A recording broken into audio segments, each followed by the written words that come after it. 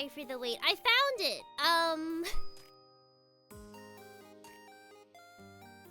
I found it. Unfortunately, I also found other things. Oh my goodness, you can hear it. The allergies, y'all. The allergies are taking me out. Hello, Tom. Hello, Plan. Hello, Slayplay. Hello, Jeremy. Hello, Ironaut. Hello, Plan. Hello, Salad. Thank you. Have a good time in Denny's. Hello, Poopa. Welcome. How, Millie? Welcome. What did you find? Oh, hello, Trevor. Welcome.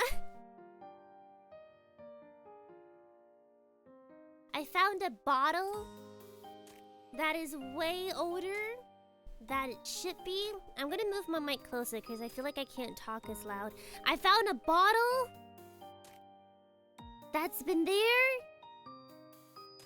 a lot longer than it should because my earpiece rolled under a thing. And I looked under it. There's a bottle of orange juice. Except it's not orange. I mean, it was when I bought it. Ooh, vapor up? Should I do that? Man, I hate it, cause oh, you know what? I'm gonna do my nasal spray. The allergies, they're just so bad. You can hear it. My nose is completely blocked. Welcome, welcome. And you know the thing that happens when you get congestion? Yeah, we're starting off strong, I know. You know that thing when you have congestion and your entire head feels like there's pressure in it? That is the current vibe. Hello, gamer, welcome. I woke up feeling so bad today. I don't know what to do about it though, because I'm taking all my allergy meds. I don't know, should I just not leave the house? Is that the solution at this point? Honestly, thanks for following like it's an nation. You can hear it, right? You can hear that my nose is like clogged. I'm gonna do like a nasal spray. We'll see how this goes. Man, it's been so bad. I hate it because it's not like I'm sick, right? Like I'm not sick, but I just don't feel good. But it's like there's nothing I can do about it because it's not a fever. I don't have a cold. It's just the allergies. It's just the pollen in the air being like, Seion Aera, we're gonna come for you. And then now I just have air purifier. I have one. It's on. It's behind me and it's on. It's because I always get it really, really bad when I leave the house. And I left the house yesterday. The problem is I have to leave the house tomorrow as well because I have band practice. So this is not boding well for me. Okay, I just did a nasal spray. Pray for me. How's Arthur? Welcome. How are you doing? I feel like I'm not using the nasal spray correctly because recently I've had I keep eating my nasal spray. And I don't think nasal spray should be edible. Do I sound really nasally? I feel like I do. I can hear my own head. That's not... I can hear my own voice ringing in my head. How does it taste like toothpaste, honestly? I don't know. I'm supposed to sing tomorrow. We have to see what the vibes are. The guitar is going not bad though. I want to see if I can record the guitar tomorrow so you guys can hear me play. Sounds the same? Okay, very good. Because you know, like when you can hear yourself in your head. Oh, not a vibe, not a vibe. Why did you eat it? Hear me out, hear me out. You know when you like suck back the mucus like really, really hard and then it goes into your mouth? Anyone? Anyone at all? You know, like when you do like the and then it goes into your mouth? I do that pretty often. And unfortunately, when you have nasal spray, the nasal spray also goes into your mouth. So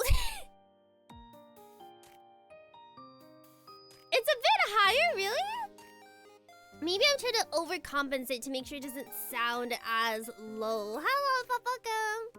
See, man, yourself, I am being plagued with allergies. And it's not great. It's not great.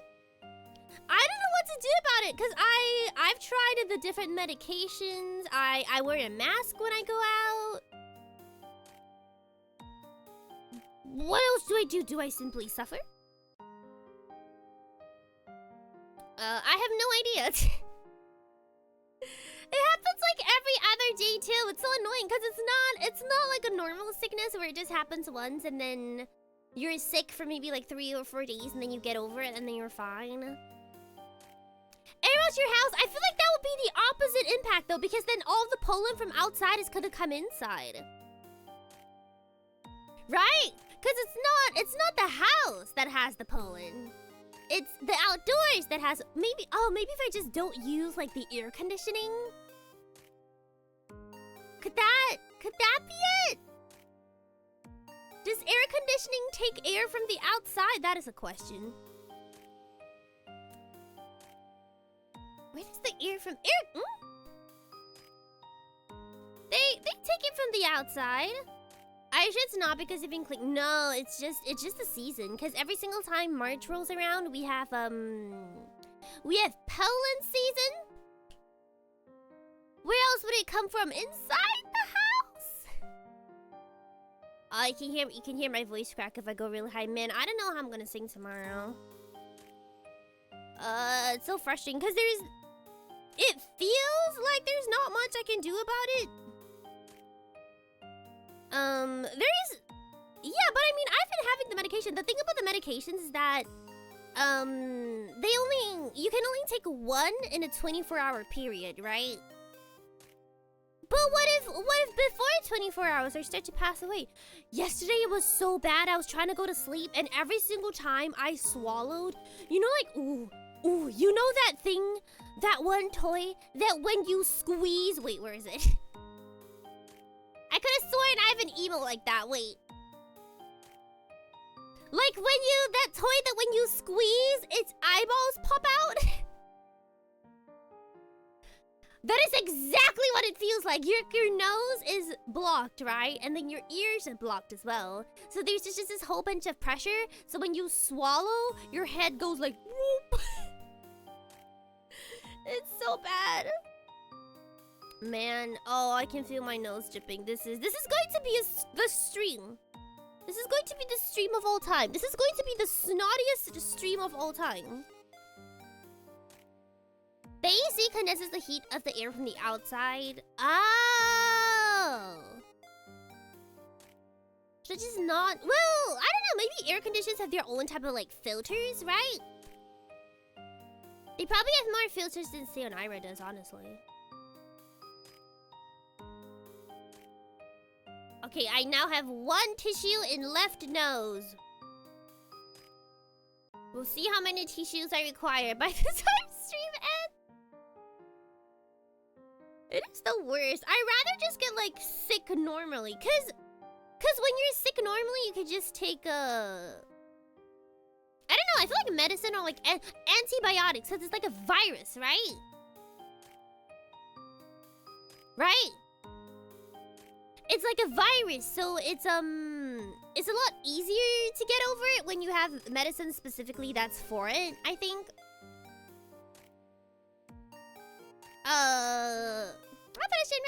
Have you ever tried blowing? Yes! That's the thing, so I can't blow my nose, like, at all, because it's completely blocked. And then whenever I try to swallow, my ears just feel like someone's pressing outwards on them. It is the worst. And I don't know what to do about it, because, like, it doesn't feel like antibiotics would do anything. It's not a virus, right? I just have pollen stuck in the inside of my nose holes. And I don't know what to do about it. Aw, man, I gotta go to band tomorrow, too. Oh, I'm eating the nasal spray again. Ah! It's surprisingly sweet, the nasal spray. Elvis. Spit it. No, it's fine. It's fine. I can taste the nasal spray at the back of my throat. Why is it sweet? This is weird. I don't like this. I don't like this at all. Anyway, my allergies aside. Oh, wait, sorry. Dog behavior. Do you guys really not do the thing like when you have a running nose and you don't want to blow it out? Like let's say you're outside, you like suck it back, right? You do like the, and then it goes into your mouth and then you swallow it. Do you guys not do that? Do y'all just like wipe it on your like t-shirt sleeves? Cause I may or may not have done that before. Hi, Dr. Chef Holman, welcome. Oh, mate, what? Okay. You're outside. You're in public. You don't have a tissue, and your nose it's running so quick you can barely catch up with it. And so you do that thing where you like suck the mucus back, right? You do a, and then if you do it strong enough, it goes into your mouth and then you swallow it. Right? How Jeremy? It doesn't get so far that it goes into my throat. Yeah, and then it has a weird taste. Exactly. I do that now, except that now I have nasal spray, right? And then I forget. And now the nasal spray tastes weird. The nasal spray tastes weird. Right? See? Ooh, when you do it for bloody nose, that's the worst. Did any of you when you were young ever get told that if you have a bloody nose, you have to like look back? Like you have to tilt your head up and then let the blood flow into the back of your throat? Cause I was told that pretty much my entire childhood, only to realize that if you really get a nosebleed, you're supposed to tilt your head down, like forward, and make the blood come out. I'm like, so I've been lied to by basically everyone in my childhood. Very huge. Very huge. Hi, wait, look at how are you doing? Cause I used to hate it. I used to get nosebleeds so often as a child. And I'm not sure why. What is the cause of like a nosebleed? Good morning, Ryan. Welcome. I used to get it so often though, cause I would get it maybe not once a week, but like I've got one like twice a week. At least once every week. 4 times a month I would get a nosebleed. And it was just really common for some reason. And the teachers would always tell me to go to the bathroom and then tilt my head up.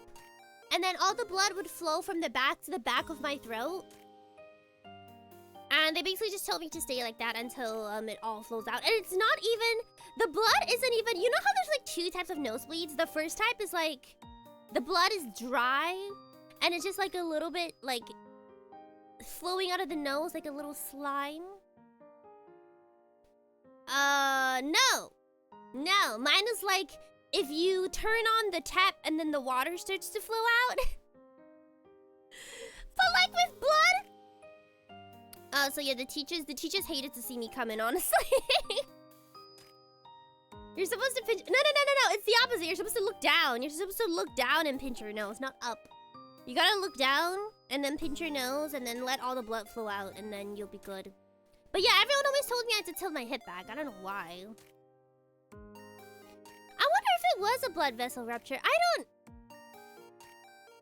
I wasn't like digging for gold in my neck. It wasn't that.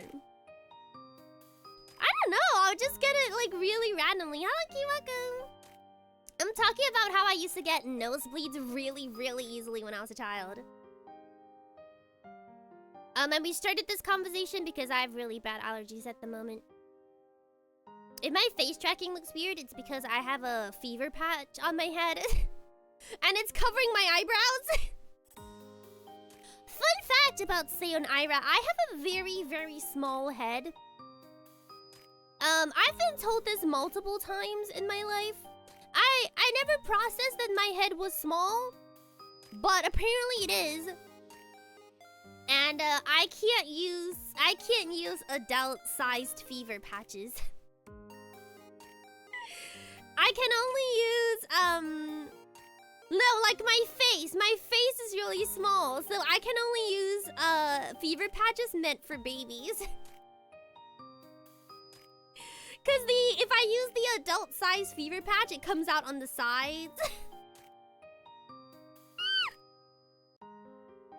I did not know this. I have never gone through life thinking that like my head was really small.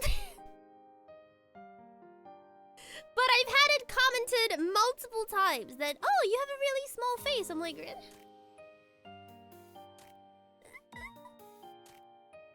a fever patch is like, it's like a gel pack. It's like rectangular. You're supposed to put it on your forehead. And then yeah, when I use the adult-sized one, it's longer and bigger than my forehead, so I can't use it. So I have to use the baby one.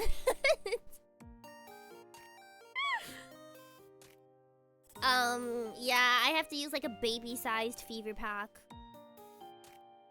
Isn't that good? I mean, people mean it as a compliment.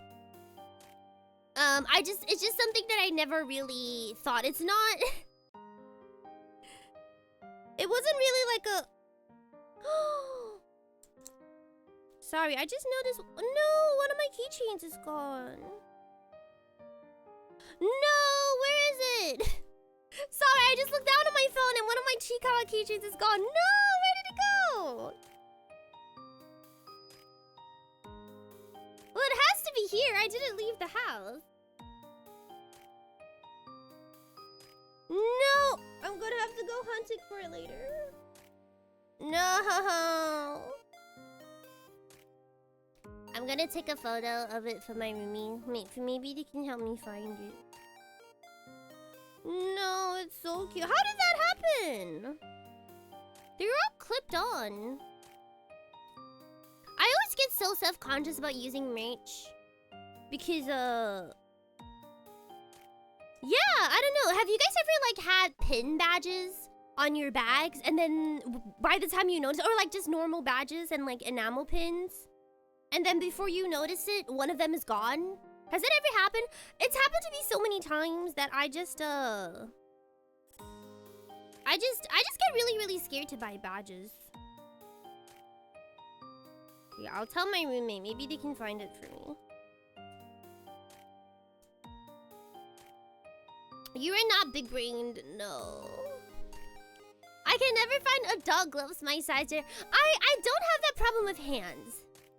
My hands are, I think my hands are, well, they're not big, but they're proportional for my height.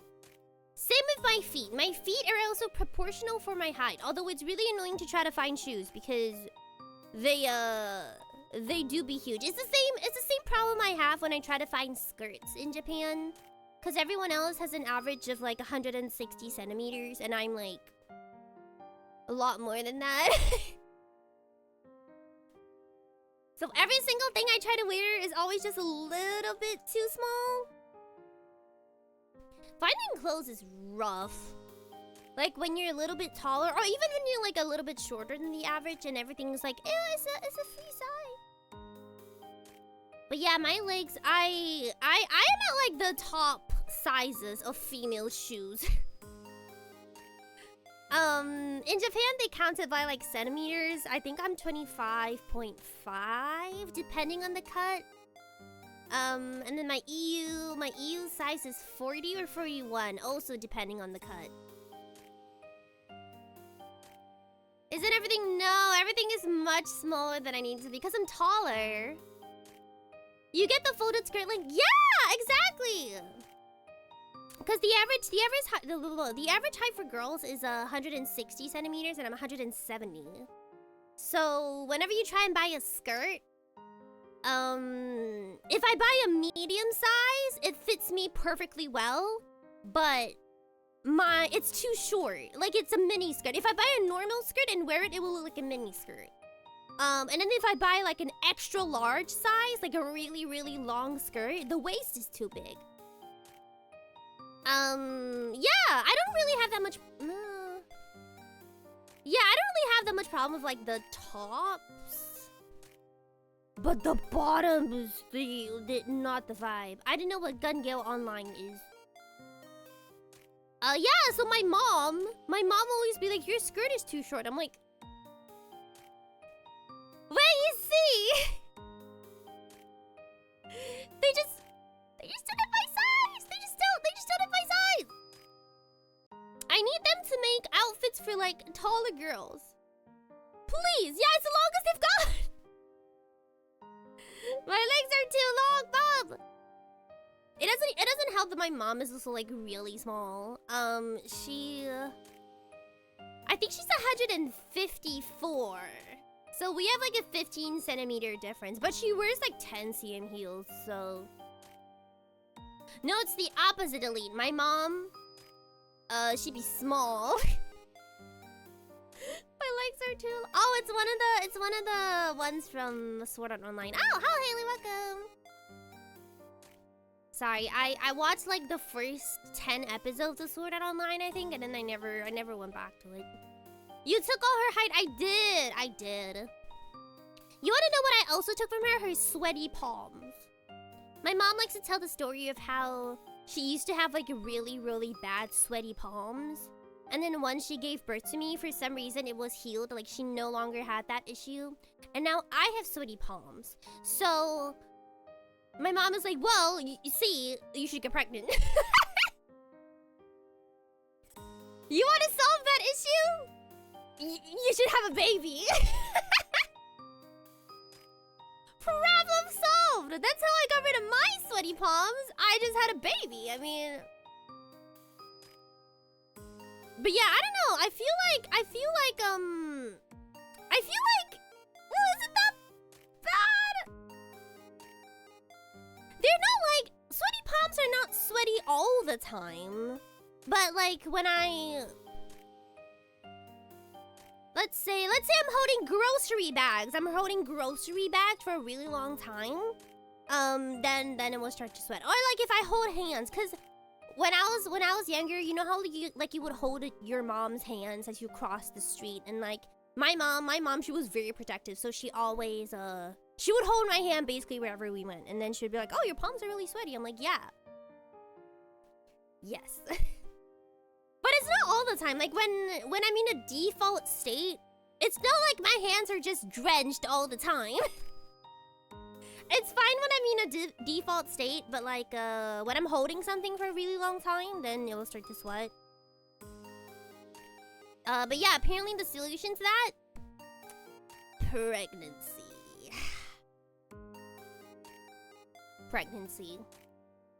There's just different problems. Does this work on magic? I don't know. You give it a go, and then you let me know. I don't know, it's just one of those like really weird conditions I have. Hold on, let me hydrate. I feel my nose getting blocked more as time goes on. Just wait for it. In about an hour? In about an hour, I want to sound like this. In about an hour, just wait for it. You have sweaty palms right now?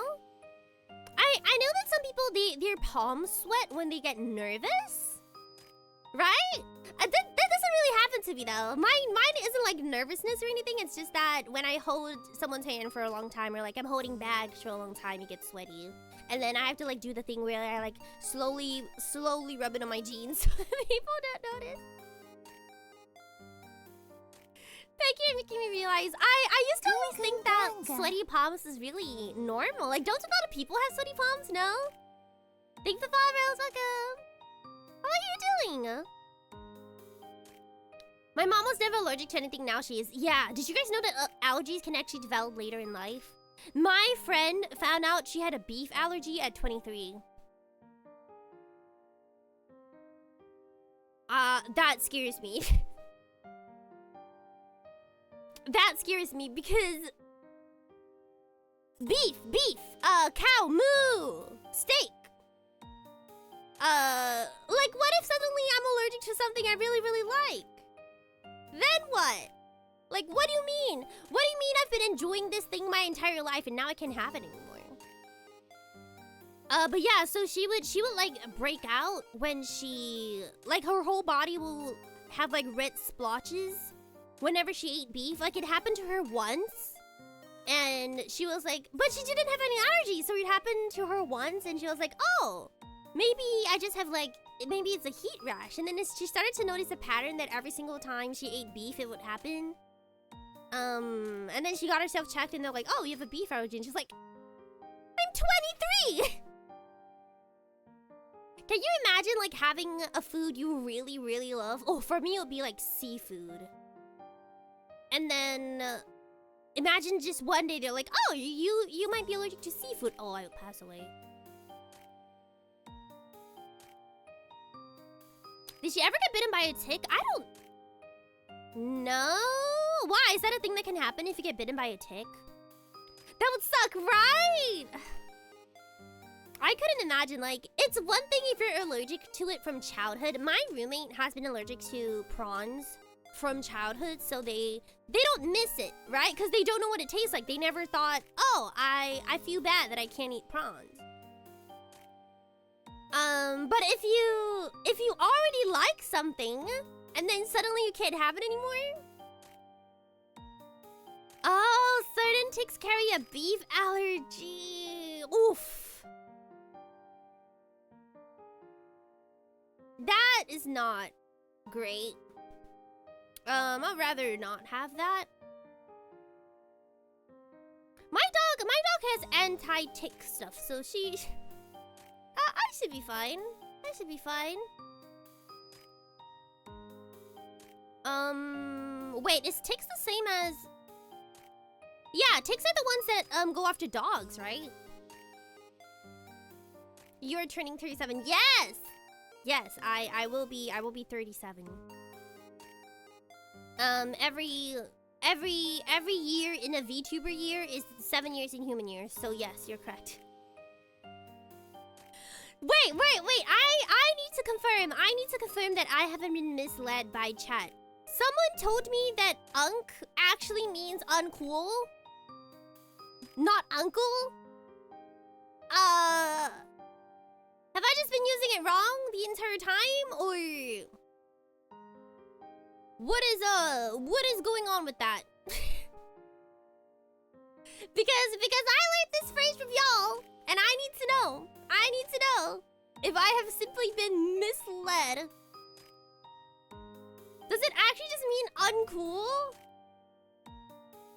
Yeah, I know. I thought it meant uncle. Right? If it actually means uncool, I'm going to scream.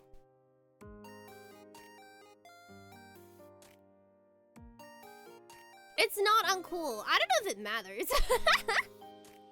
It means old. Okay. Okay, because this wouldn't have been the first time I thought something meant something, and then it meant something very different. Seion Aera would never be uncool. You're so right. I would never do something as uncool as...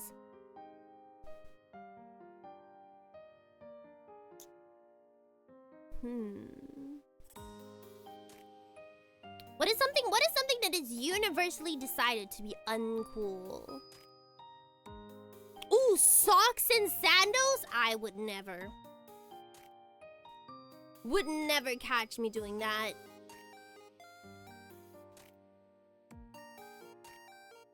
Poop on the haters? You are so right. You are so right. Listen, if you ever need to intimidate someone, look them straight in the eye, drop your pants down, and take a poop. Because honestly, what are they going to do? What are they going to do? You feel like you're gonna get murdered by a serial killer in the middle of the night? Lock eyes with them, drop your pants down, take a poop. Because, like, are they really gonna kill you after doing that? I feel like you would scare them. I feel like they'd be like, wow, I'm not, never mind.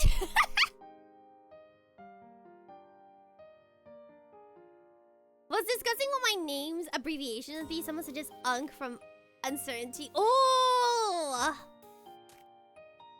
I will start calling you UNC from now on.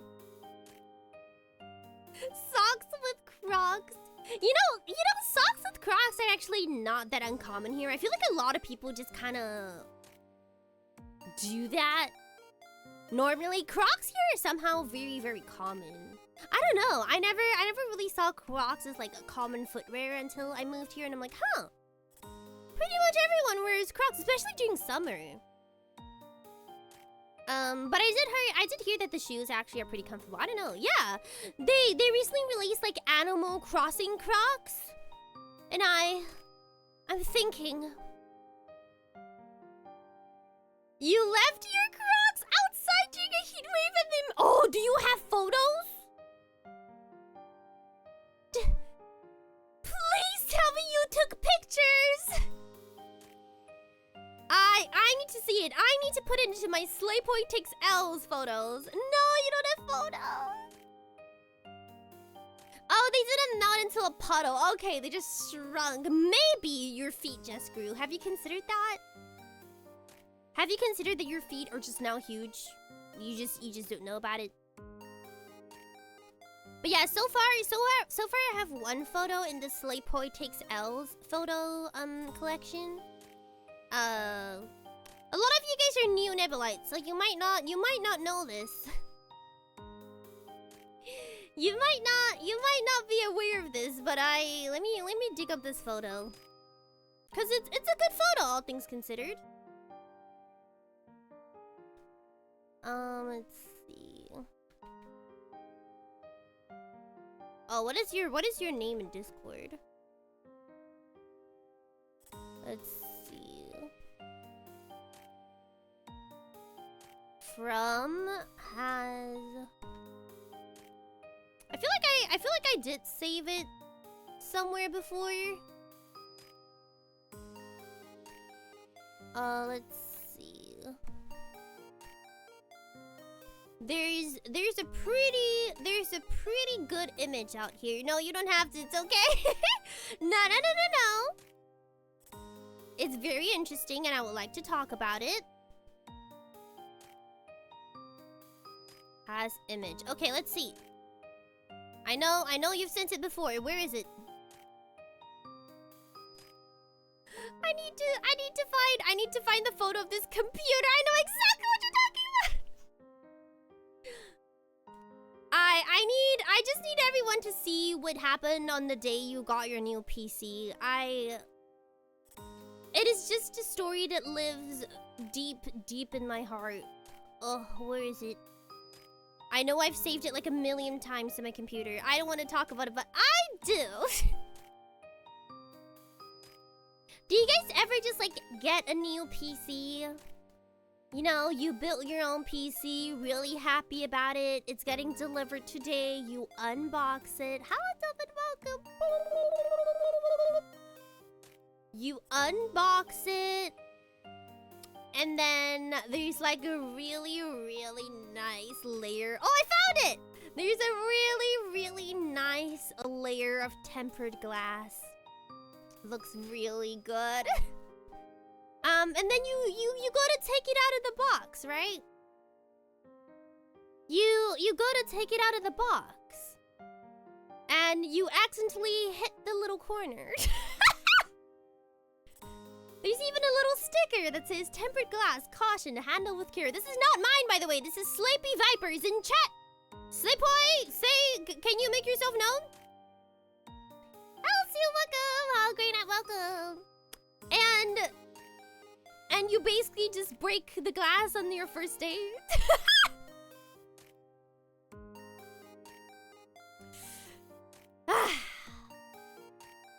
I love this story. Slayboy, you can defend yourself as much as you want, but I just really like this story. It's a personal favorite of mine. And I just love this photo because there is an actual sticker on it that says tempered glass, caution, handle with care. Does it still look like this, by the way? Did it break a little bit more since? Because I know this image is like a year old. Yeah, it was a year old. I didn't expect the glass to be heavy.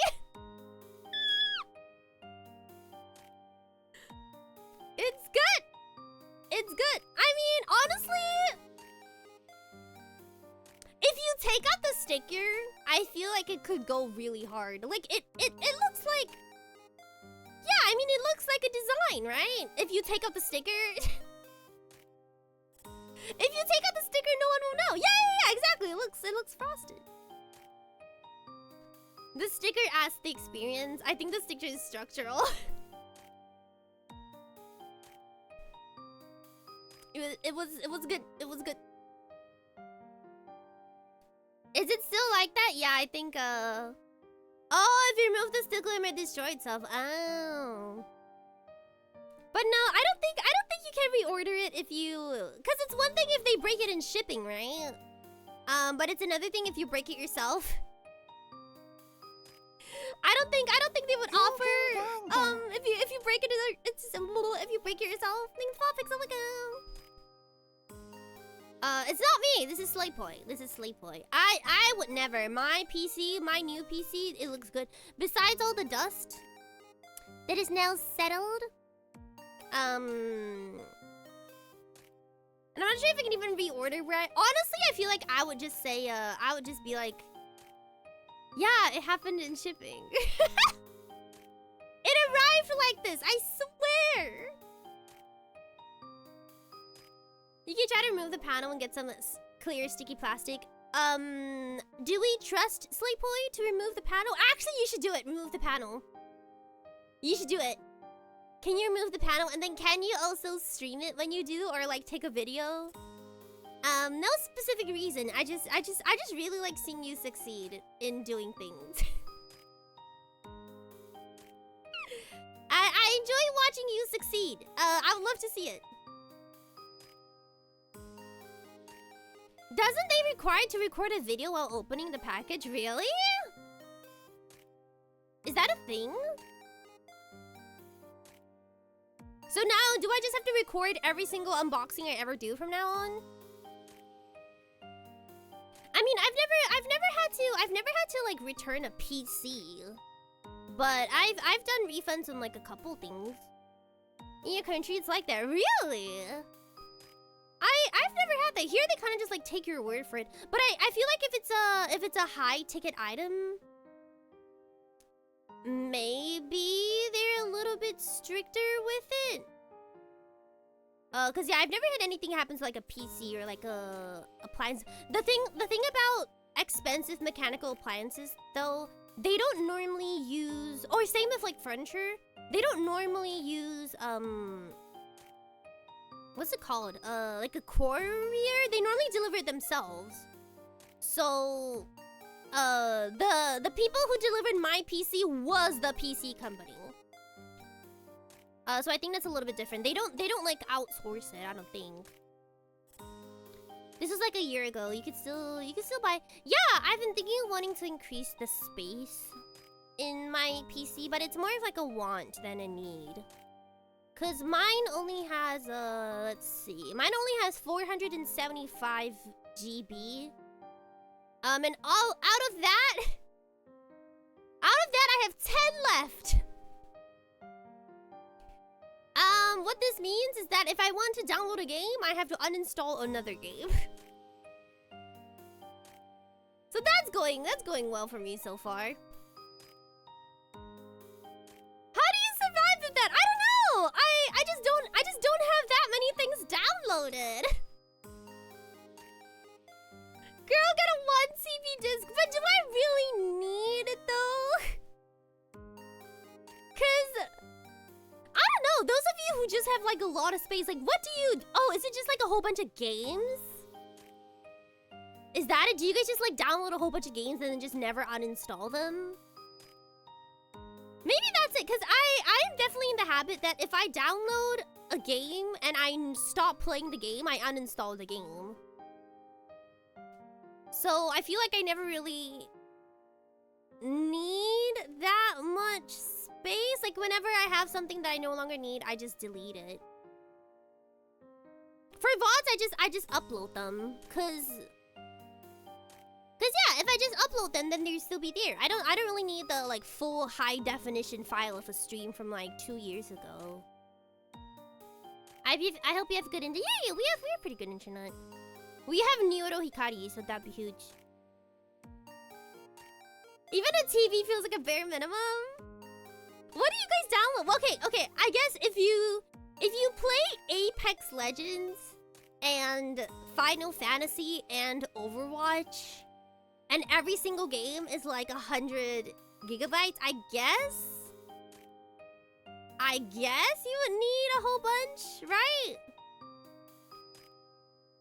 I'm Apex Legends fan. You know, my roommate got back into playing Apex Legends. They're playing it now, actually. They were playing it yesterday night, and I was just kind of like watching, cause the rooms are pretty close. So I was like watching them play Apex. Honestly, I don't know. It kind of reignited. I was like, huh, maybe I should play Apex. Hello, Darna, welcome. Cause my PC now is a lot better than it was back then. Back then we were playing on a laptop. But now I have like an actual PC. I don't know. Maybe I'd have a good time. I'm the second side move, so I don't have Ethernet. Oh, is it only Wi-Fi? Oh, you like the outline? The outline. Yeah, this is the set I normally use for karaoke streams. I usually delete the game afterwards. Yeah, same. I just delete the game. Yes, 700 gig to VODs. I just upload the VODs and then I will delete them afterwards. Why are you so bright? Do you have a problem with that? I'm full of light and gas. Not some time ago. Naughty Apex Demons. I miss it. The problem is there's not a lot of people. There's not a lot of people now who play it just for fun anymore. I don't think. Oh, well, there we go. It's shinier than usual. Yes, Sanzai. In case you weren't aware, the biggest stars they do be filled with gas. They do be full of gas. You have 2.5 terabytes of VODs, but for what? For what? Like, cause I only keep the VODs for like some time for them to get edited, and then once the edit is done, I just delete it. I just delete it. I don't know. I just never really needed that much space. The only time is when maybe there's a new game. Thanks for following my continuation. Maybe sometimes there's a new game and it's a really huge game, as gachas tend to be. They'll be like, you need 100 gigabytes of space. And I'm like, oh. And then I'll kind of go through my computer to delete any old things that I don't need. But other than that, it's pretty okay. You cannot see the content I have anymore? Oh, okay, I guess it's true, because we didn't really keep any VODs pre 2.0, besides the ones that are streamed on YouTube. Which are still there, by the way. I just have them privated.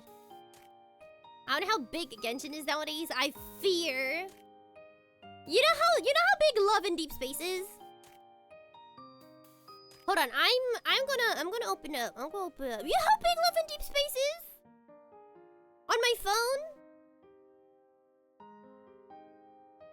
Where is it? Oh, my phone has 6 GB left. That's great. Love in Deep Space is 50. And that's without me. That's with me already deleting my cache on it. The games, they be growing. That's crazy for mobile game. I know. I mean, I just want them to build a what's it called? Like a PC version. There. I want them to buy the PC version because it's so hard. I hate playing battles. I hate doing any sort of battle system or doing fights on mobile. I hate having to control it using my phone. It is the worst. If I could play the battles on a computer, I would be unstoppable. Like MOBA games? I don't know what you mean by that. But yeah, cause there's a lot of fighting in Love and Deep Space. There's a lot of, and it comes down to the second sometimes. Like, you have to finish the battle within a certain amount, and if your stats are not right, sometimes you could really, like, every second matters, especially once you're in like a higher level. Because it's very like Spiral Abyss-esque. And the problem with controlling on the phone is that I will miss the controls a lot. And then I'll lose like a really important 2 seconds and then fail the task, and I'm like, I just want them to put it in the computer. That's it. I recommend keep some local save for your favorite crucial music. Set up anime. Oh, I don't know. I never really thought about it that way. Streaming service is not as reliable. I guess it's true, but I also don't really use streaming services. I just look for videos on YouTube. Deadass, I thought love in its face. Yeah, a lot of people think that. A lot of people think it's like I mean, that's really the only advertisements they ever run, so I can see why people think that. But no, there's a lot of battling in it. It's basically like Genshin. You have to farm for your artifacts. You gotta make sure that your artifacts have the correct stats, because sometimes you'll level it up and then it'll all go into defense and you'll be like, yeah, that is exactly what I didn't want.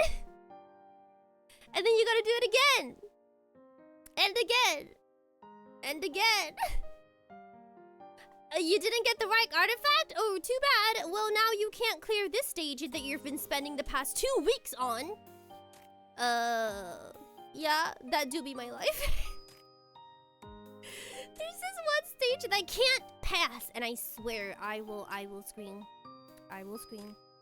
The combat is pretty fun. Yeah, the combat is really fun. It depends on whose skill you're using though. Caleb's one is actually really good. I had to play his character for some, I don't remember which battle event it is, but Caleb's one is a lot of fun. I don't have his card. Oh yeah, cause you played on screen. Oh.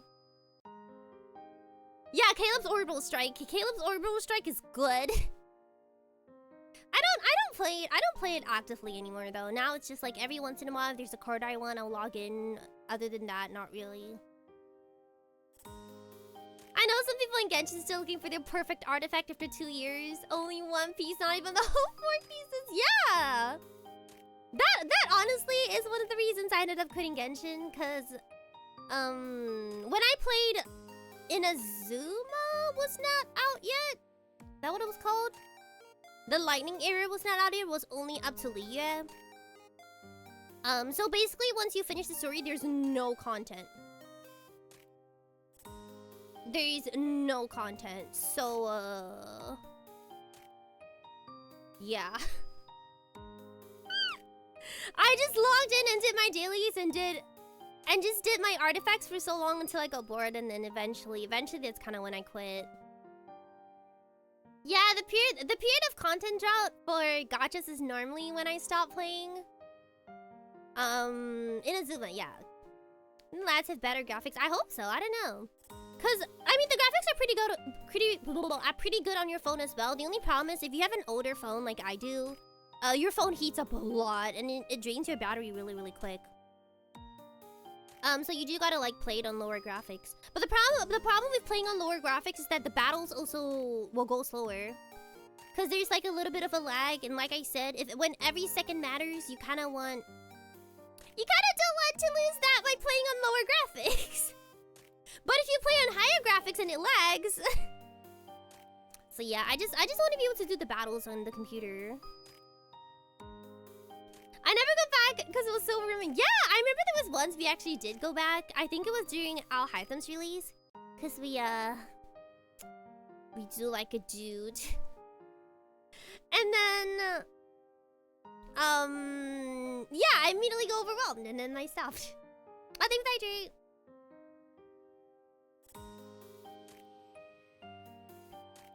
Yeah. I feel like after you leave a gacha from some point in time, it just makes it harder to go back in, right? Right?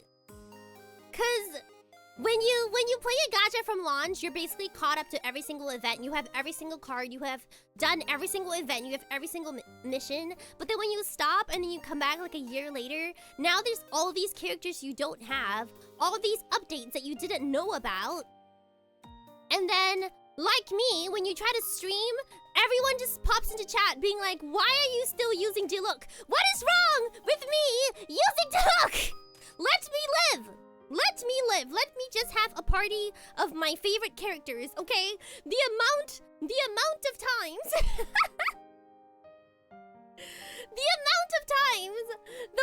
the one time we came back to Genshin after like a couple years, everyone was like, why are you still using like old characters? I'm like, hear me out, because I like them. That happened so often. I was like, I like to look. These are my boys. Because they're on. But yeah, you end up like losing a lot. It's like, oh, when did this update happen? Oh, what's this? Oh, who's this character? What is it? And then when you're like trying to keep up with the story, suddenly all the online theories are just like, oh, I think this person is actually the secret person from this secret kingdom from 10,000 years before. And you're like, what? When did this happen? So yeah, it gets really hard to keep up. It gets really hard to keep up after a while.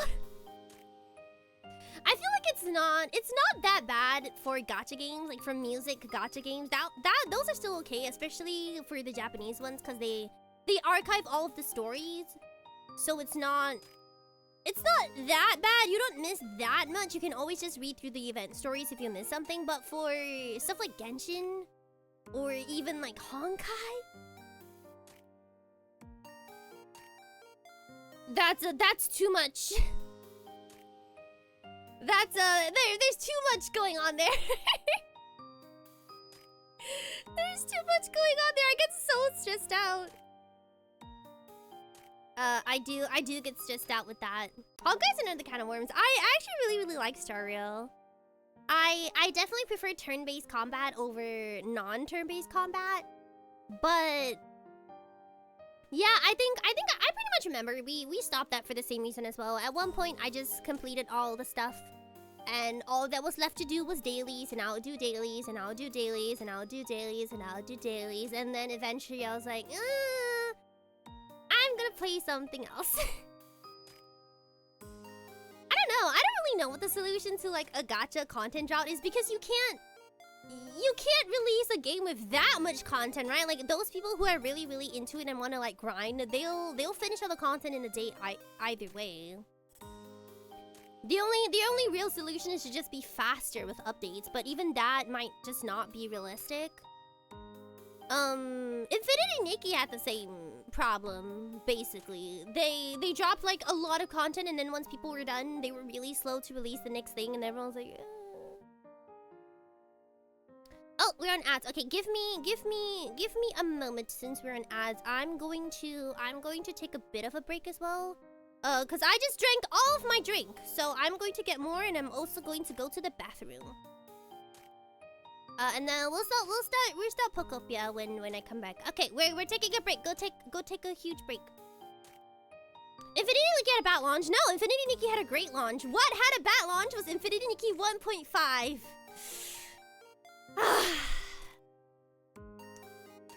Don't ask people what Infinity Nikki was like on the 1.5. Don't ask an Infinity Nikki fan on what 1.5 is.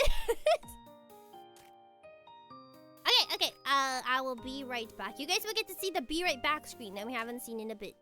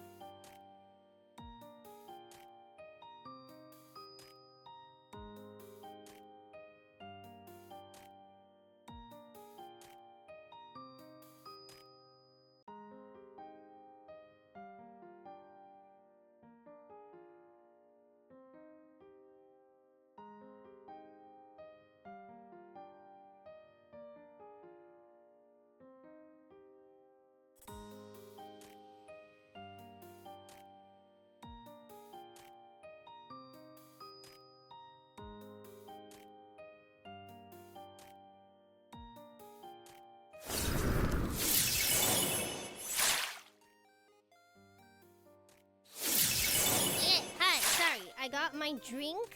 I got my medicine. I got new tissues. And I got... What else did I get? Yes, I got more medicine. Oh, Thomas, welcome. Took a huge poop. No, I only peed. Okay. Just to make sure I'm trying to hydrate as much as possible so that my voice doesn't die by tomorrow. I'm very scared that it will. I actually haven't played the guitar in a long time. I'm nervous. I hope I don't do like a huge mess up. Did you have dinner? No, I have not. You do look brighter than usual. we can turn it down a little bit. We could I could turn off the lighting. We could also I could also turn this on. Ah! Perfect! Yeah, these are some fun. This one just says dust. What does that mean? You can see any dust? Open your eyes. Do you see dust?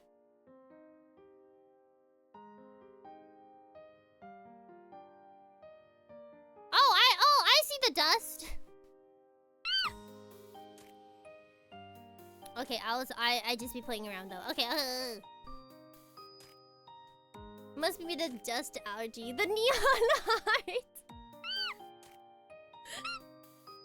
Why are you so glowy after pooping?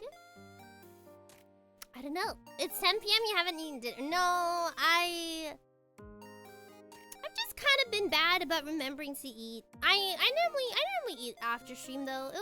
It's okay. It'll work.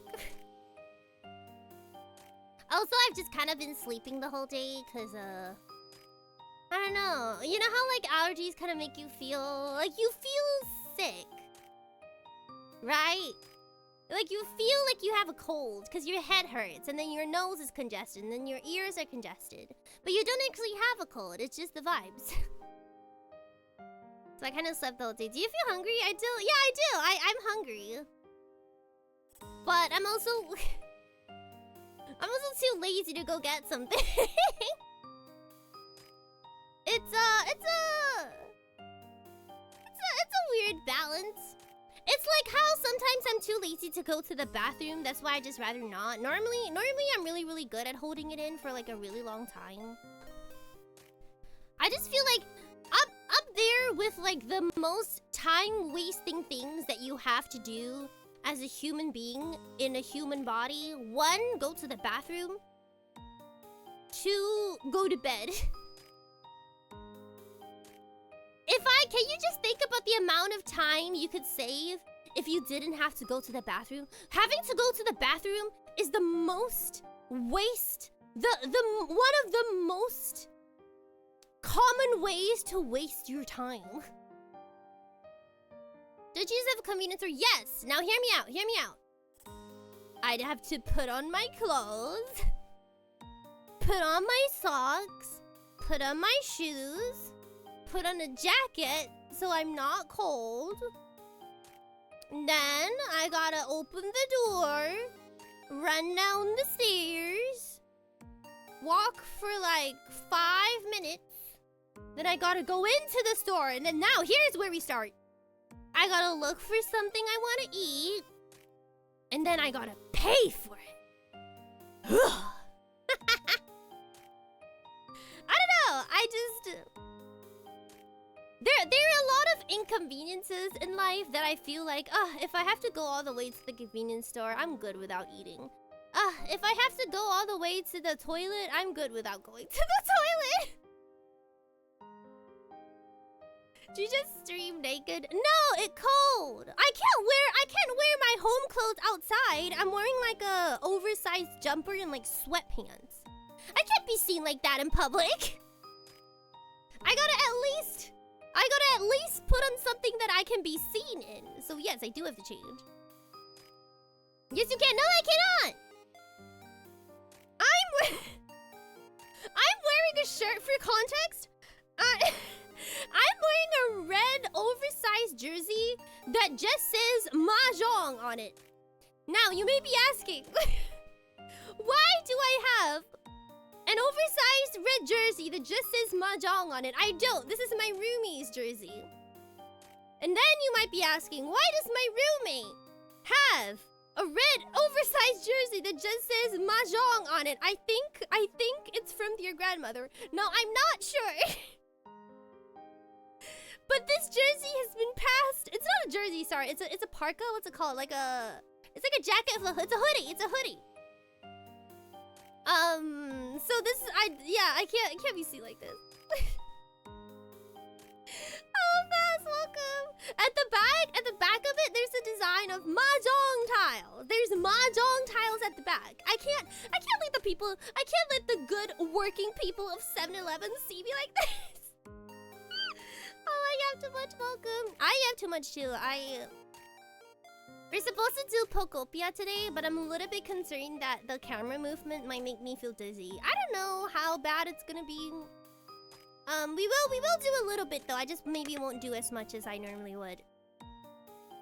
Cause Pokopia is a little bit like Minecraft. Sometimes like if you're not feeling the best and you play it, like the camera movement, like the way the camera zooms in and everything, like doesn't it kind of make you like sick?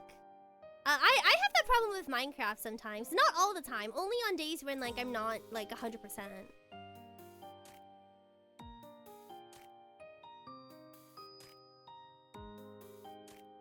Never forget the time I beat you up. Wild to say out of context.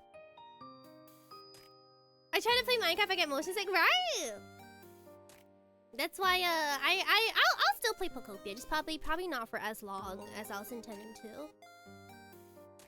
Am I gonna give you motion sickness? Even now, if my head is hurting like a little bit, like just a little, it's not like a full-blown headache yet, but there's like a tinge of pain. And I try to like play Minecraft or anything with like vigorous camera movements. I'm like, oh.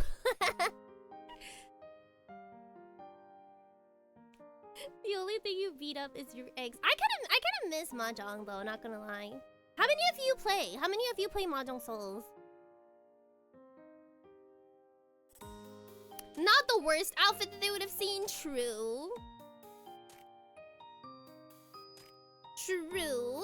We should play again. We should. I kind of miss Mahjong. We should do a community.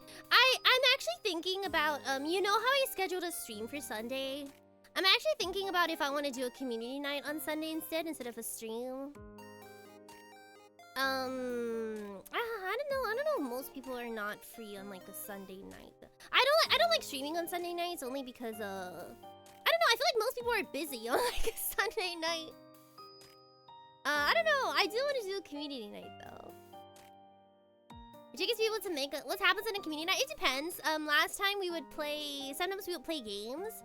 Sometimes we would watch like. We watched the entire 2 seasons of Singles Inferno. Thank you for follow. Welcome to the Navy Nation.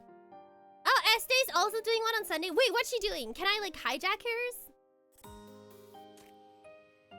Can I hijack hers? There was one time we did a community night and we played what's the name of the game? The one with the bees. The bees. And then someone brought bees into the ship, and then it was just all of us screaming for 30 minutes. What was it? Lethal Company. Yeah, we did that. There were bees.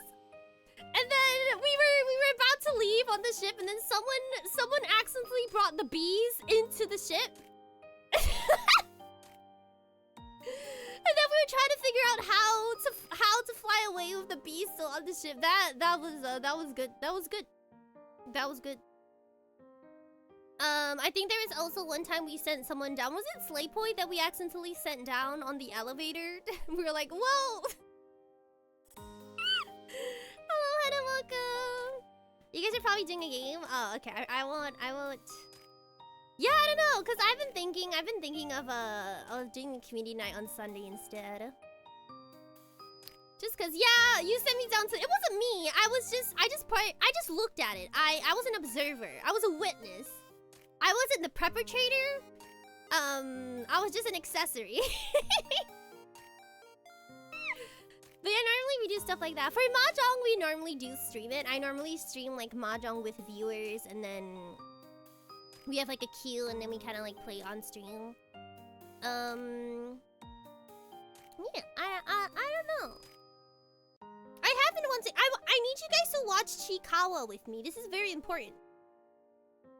This is very important to me. I need to get you guys in a room. Sit down and play Chikawa. Sorry, and watch Chikawa with me. No, but if Asteri's doing if Asteri's doing on Sunday night, I don't wanna, cause we have like a 50% overlapping community. Honestly, maybe we can just like hop into hers. I don't know. Oh, she didn't say what she was doing? If she's like watching a show, I'd be into it, but if it's a... Ooh, no I don't. Oh. If it's like... Sorry, let me look at her schedule.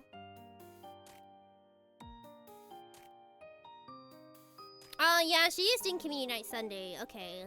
Oh, but you guys are gaming. Okay. I don't want to intrude on like a gaming session then.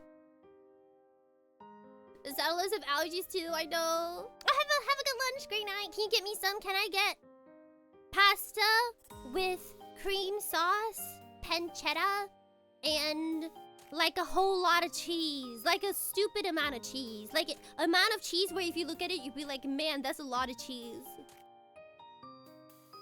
Soy la mujer queso. Please, queso. Please, queso. How you doing, Hannah? Welcome. Yeah, I think she was playing a game. Depending on what game, I might actually hop in. I'm gonna watch. Yes, I want to watch Chikawa. No, but I can't do Saturday because tomorrow I'm going out for band, and band normally we will band until night, and then we will have like a really late dinner, and then normally I come back at like midnight. I know that's why it's not a Saturday stream, because I have band. Yeah, I could probably schedule for next week. Band isn't... Yeah, like band. Like an actual band. I have band practice tomorrow. I play very baby guitar, and then I sing for the band. We say band, but honestly, it's just a whole bunch of other VTubers. We're just... It's just a whole bunch of other VTubers, and then we just vibe. And then it's just the vibes. We don't like play shows or anything, but we meet at least like 3 times a month, just to like hang out and then play instruments. Oh, Emira's welcome. How are you doing? Yeah, Chica was fun. Maybe I should have done it today. Maybe I should have just like not pushed myself to stream and then just be like, hey, you guys want to like watch Chikawa in Discord? We can still do it. It's not too late. We can still do it. I've seen some streamers. I don't know if people. I've seen some streamers do this, but they don't stream the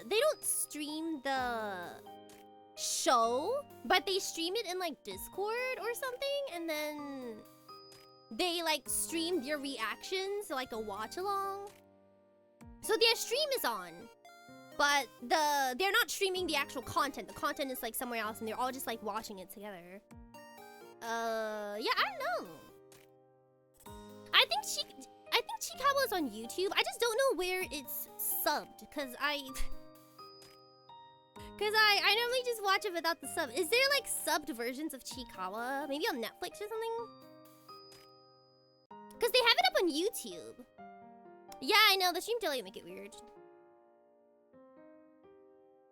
But no, I feel like it's a little bit more fun to do watch-alongs when I'm not streaming, cause then I don't have to focus on the stream. I can just focus on watching the show.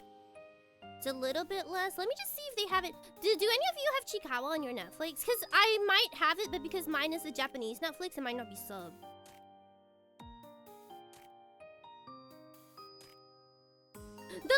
to watch it is March 24th? What do you mean? Oh.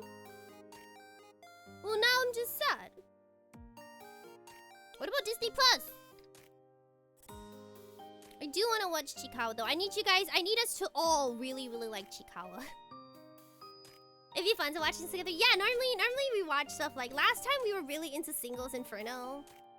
But the new season, there was one season that we all watched together and we just weren't feeling the vibes. I think it was season 3.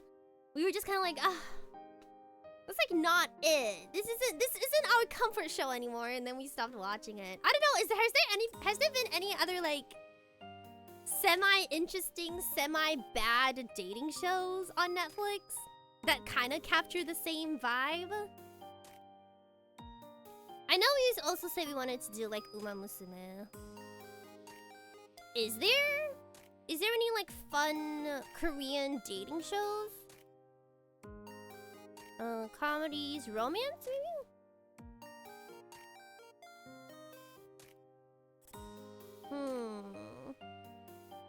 Wait, I'm gonna look up, what was it called? Singles Inferno. Singles Inferno. Okay, let's see. Singles Inferno. More like this.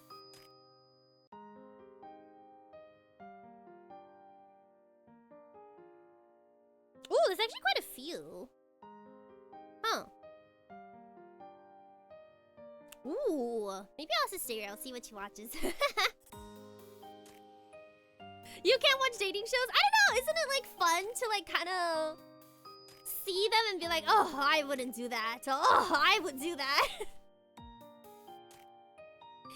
I like watching dating shows because it's fun to... First of all, there's no,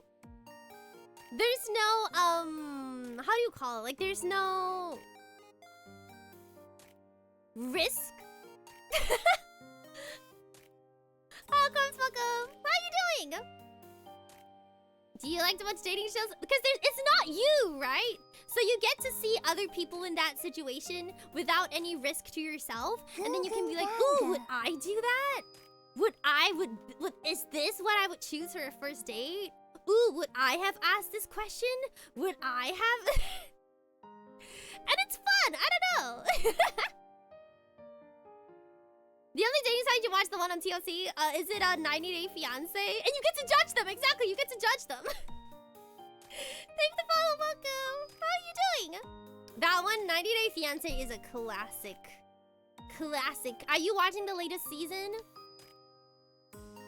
One of my like, it's not a hyper fixation, but one of my silent hobbies that I don't really talk about on stream is that I actually do like to watch like really bad reality shows.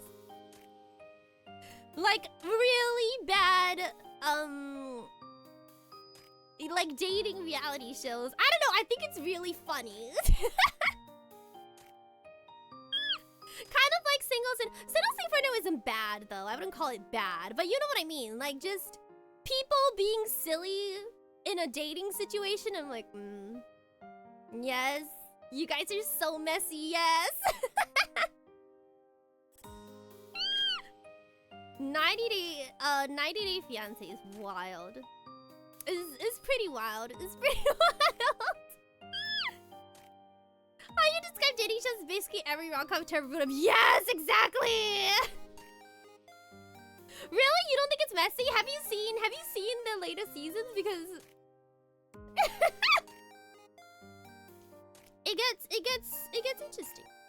Singles Inferno is like a little bit different though. I feel like Singles Inferno, just because you're all so young, you do kind of feel like, ooh, you wanna go, girly, go! Go! Confess, go! I'm a little bit more positive when we watch Singles Inferno.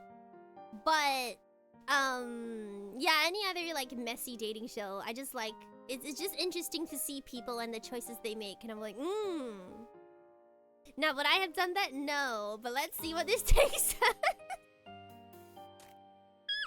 don't know what other Korean dating shows are popular other than I know there was a Japanese one that came out recently called Badly in Love, but I haven't seen it. I just know it was really popular here. Well, I'm not sure if it was as popular overseas. I know that I want to watch Chikawa, and then oh, the Spanish guy. I know the exact one you're talking about. Oh, you want to watch the dumb Japanese game shows? Ooh, I feel like they don't really have that on Netflix. Ooh, Japanese game shows are something else. Ooh, the stuff that they do. Cause sometimes I'll just like randomly turn on the television and they'll be like doing the dumbest thing. I'll be like, what? But then sometimes they'll also do like really, really wholesome things. Like the one I talked about, with this dog and its elderly owner that for years has been running against the train and trying to run faster than the train. But because their owner is like an elderly woman, she's like, I'm so sorry, because of me, you're never gonna be able to catch the train. And then the television station is like, okay! And then they hired a professional. I don't remember if they were an Olympian, but it was like a track and field runner to run with the dog, and this is an entire TV show. Like an entire TV section, and then he starts to run with the dog.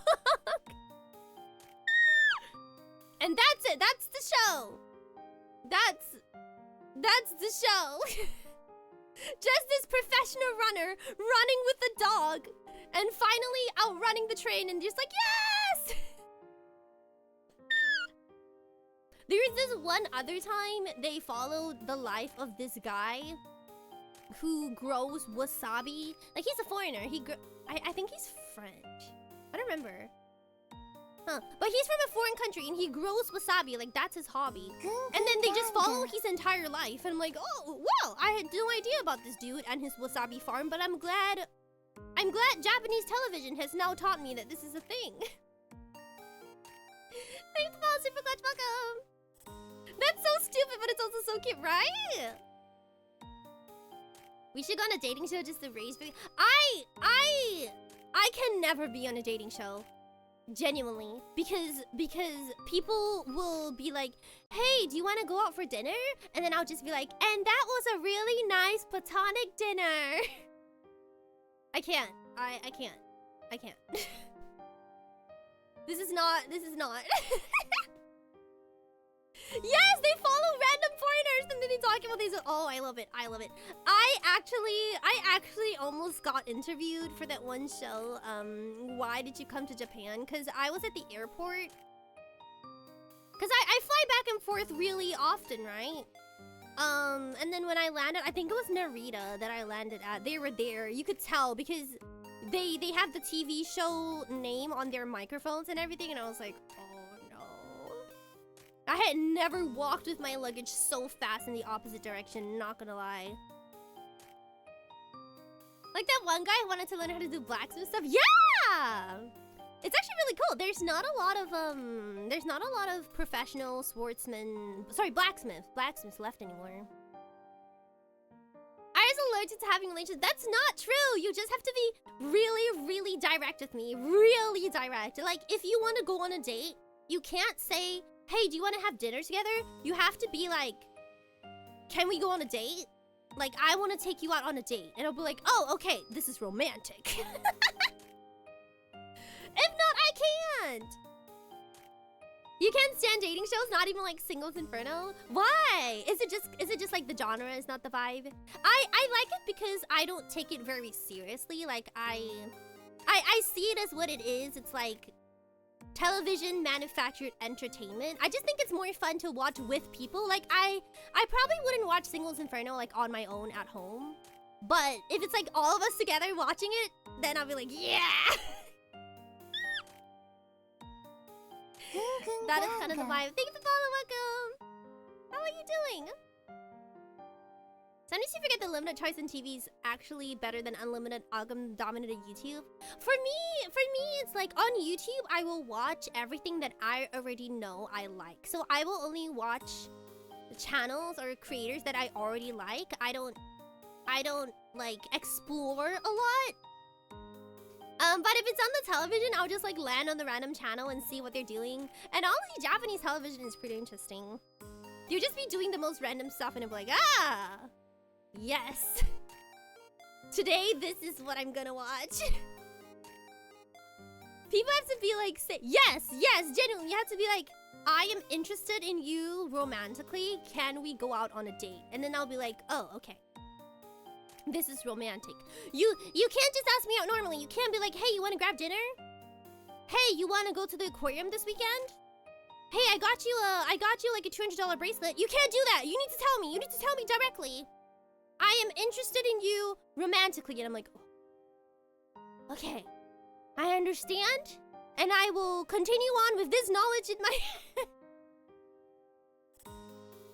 Listen, not the listen. How was I supposed to know? How? Iconic Seion lore. I just didn't know, okay? Let me hydrate. I didn't know.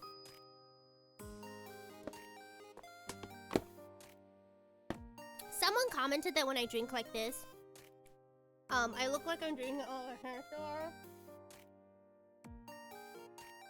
I look like I'm drinking out of a hamster bottle. You be right though. Oh, you prefer a wholesome dating show rather than the cringe ones. I actually prefer dating shows that are more quote-unquote fake. Because I feel like the real ones, like, they end up being too real for me. And I end up, like, really, really sad if it doesn't work out. You know? Like, it's a little bit too serious for me. But then, those dating shows that are, like, really quote-unquote fake and, like, they're ridiculous. You can obviously tell that some people are just here for, like, clout. Then it's more entertaining, because, like, you know they're not serious. So you're like... you can enjoy it more. Like that one dude who was talking to 4 of the girls. Yeah! It's like, I know you're not serious. I know this is scripted. So I can enjoy it more if I know it's scripted. But if I know that it's not scripted and that this is serious and that this is people's real serious dating lives, then I can't get, like... I can't get invested in it because I'm like, oh, this is real. Like, I can't... This is their real life. But like if it's like a scripted reality show, like something really stupid, like I don't know, like Love Island or something, and it's like, ah, this is a meme. then I can enjoy it a little bit better, and I wouldn't feel like as bad for enjoying it. I've never really watched like a really, really wholesome dating show. All the ones I've watched are... Yeah, because, like, I feel like I'll get overly invested and then, like, I'll be, like, really sad if something happens, you know? That's why I end up watching those that are more of, like, memes. So that I know that at least if, like, there's a really sad breakup, it's like, okay, they're acting for the cameras. And then I won't have, like, as bad of a, like, reaction to it. Hi, Ketchup, and welcome! 4 at the same time, yeah, there's some characters on that. Wholesome dating shows are not uncommon, but can dating shows be awesome? They can, but they tend to be the ones that are either less popular or not as well known, because the ones that get popular are the ones with like the drama and the mess and the cheating and the scripting. Like, those are normally the ones that blow up and get famous, like Singles Inferno or like Love Island, Love is Blind. Like, the more drama and the more, for lack of a better word, clout chasey it feels, those are normally the ones that get popular. But the other ones that are like really serious and really low-key and follow like real people and their real lives, those tend to not be as popular. So it's not that they don't exist. It's just that they're not in the public eye. You really have to like go looking for it to like find a really, really good one. I don't know if the same would apply to rom-com anime. Ooh, speaking of rom-com anime, I really want to watch that one anime where the girl is blind and the guy is invisible. You guys know the one where the guy is like invisible? I heard that this is a thing, and I'm very interested. I don't know what the name of the show is. But I am... Sign me up. Sign me up for that one. Ooh, I've been wanting to watch Love on the Spectrum. Is it good? Maybe I did hear about that one. I just wanted to make sure it wasn't a show that was like very exploitative before I watched it, because I wouldn't want to watch something like that if it was. That's a good one. The manga artist. Ooh, it's the one where like the art style is different, right? Like when the guy's on screen, it has a different art style than when the girl's on screen. Yeah, I've seen that one too. That one also looks really good. That one's on Aliyah though, I think. The Invisible Man and his soon-to-be wife. That's the one. Okay. Hold on. Should we watch a rom-com? That one's on Aliyah though, right? You know what? I need to get you guys together in a room and we need to watch Medalist because I need you guys to cry with me. The invisible... Girl, you can't spell invisible. The Invisible Man. And... oh, they don't have it on Netflix. It's okay, I will simply watch it on TV. I gotta check on what channel it's broadcasting.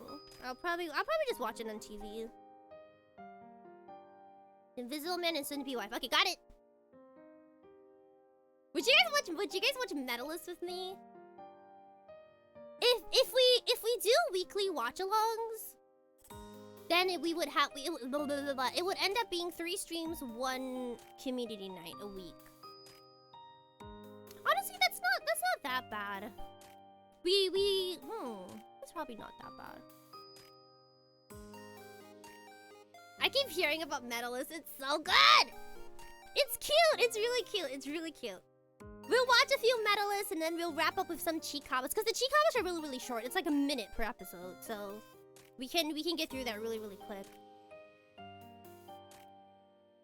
You and I are polar opposites. Ooh.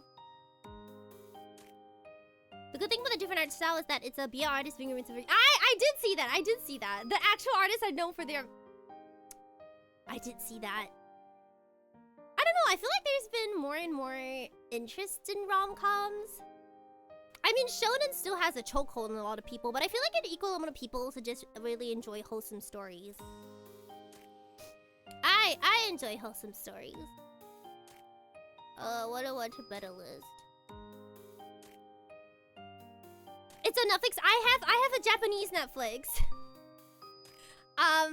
So the shows available on it are a little bit different. It's a little bit different. Because we don't have the same licensing stuff. So sometimes I have to. So it could be on like Amazon Prime though. I could check that out. Amazon Prime does tend to have a lot of anime. No, my nose.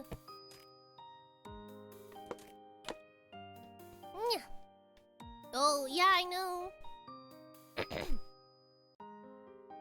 Okay, let's try to get a little bit of Pokopia in. I do want to make some progress in Pokopia. Hold on, let me just change the title real quick. I yapped a lot longer than I thought I was going to. I swear I was gonna yap for like an hour maximum. Don't worry though, we will still yap. We will still yap. We're just gonna yap. We're just gonna yap in a different category. I'm gonna mark this one as exploration because I wanna go to a lot of new areas today. I don't know how long we will end up streaming. We'll see if Pokopia gives me like a headache or not. If it gives me a headache, we'll keep it nice and demure. If it doesn't give me a headache, then we will see. It's fun listening to you guys. I'm glad. If it does be Chikawa, yeah. If my head starts to hurt a little, we'll do like a Chikawa. Or honestly, we can like hang out in Discord a little bit after stream ends as well. I'm not against that. Hold on, let me switch over to... Okay, hold on.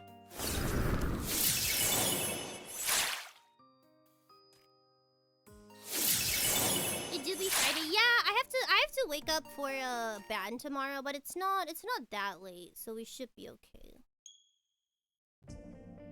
Okay, give me a moment. This is this one? Yep, there we go. Oh, my controllers are not working. Okay, hold on. Yeah, we could do Sleep Point. Are you available? Do you have access to a Chikawa? Yeah, no, vet practice is not in the morning. We normally do like the night slots because it's cheaper. It's cheaper to get the studio for like a night slot than it is a morning slot because most people go for the mornings. My controller is not connecting. Hold on. Is it because they did a controller update? I did like a controller update before stream. Yeah, sure. Yeah, okay.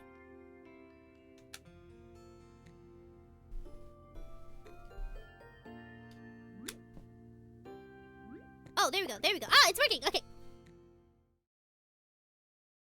I actually haven't played this in quite a while. Because I've been trying to not... I did manage to build this house though, so that's very cute. But yeah, let me know if you have access to Chikawa. We won't Chikawa for that long, but... depending on how long I stream for, we could do a little bit. We could do a little bit. Okay, so I did build this house. Just so that my Pokemon weren't living in poverty. Thank you for follow, Peterson. Welcome. How are you doing?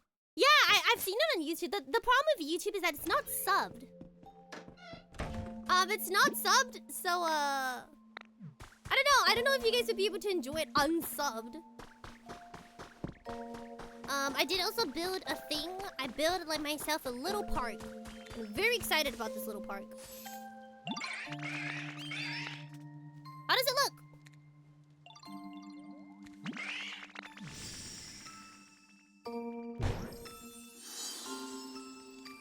Oh, that's actually really nice. That is a relaxing park. Very huge. Yeah, I would like us to watch the Chikawas. Are you playing as Zero? I am. Hello, Alex. Welcome. Bench with greenery habitat. Oh, so there's habitats in the park as well. Good. Okay, today I want to go to new areas because the last time I said I was going to go to a new area. Sorry, no, the last time we played and I said I only had 2 areas unlocked, everyone was like, you only have 2 areas unlocked? Yes. I only had 2 areas unlocked. So today I wanna go to some new things because I heard that the more you have unlocked, you do eventually get cooking. And I really want cooking. I want to be able to cook in my comfy game. Even though I know that you guys would not trust me to cook in real life. I don't know why people think Seion Aera. I don't know why people generally assume I'm a bad cook.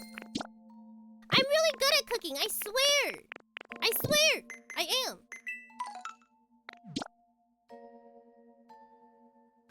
A newspaper with noticeable dirt and grime.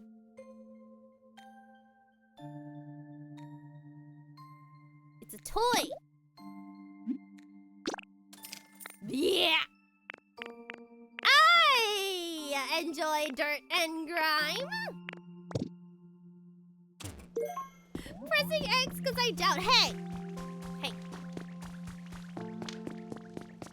Is it a VTuber stereotype that VTubers can't cook? Or is it a VTuber stereotype that VTubers have really dirty rooms? Or both? I feel like it's both. I don't think you can't cook. I'm afraid it's worse. So what if I were to cook in a safe and neutral environment? What is wrong with my bathroom? You do have a dirty room. I have a messy room. It's different. A messy room and a dirty room is not the same thing.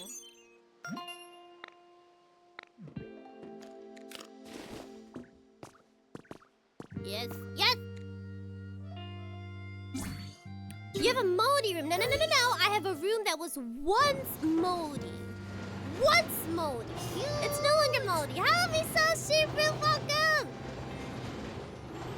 How are you doing? Ooh, you're not playing Path of Exile?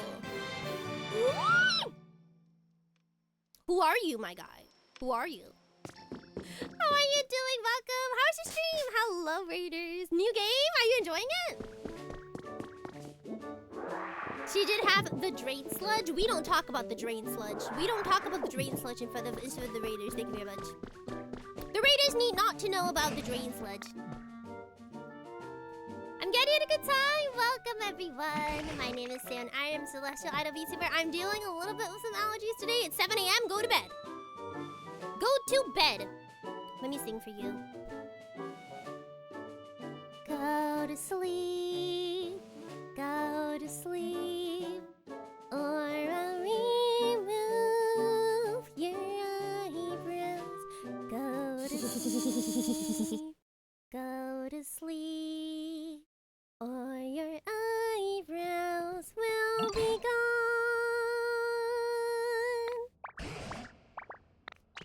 Have a good day, Miso. How Magna, welcome.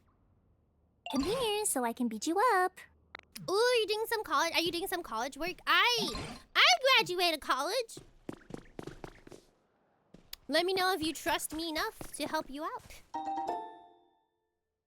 My room is not dirty, it's messy. There's a difference. There is a difference. There is a difference. There is a difference. There's a difference between a dirty room and a messy room.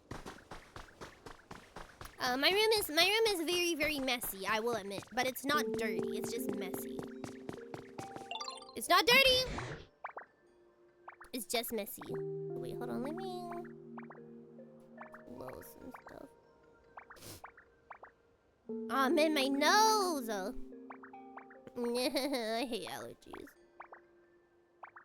Hold on. Let me close some of this stuff I had. There we go. Okay, that's better.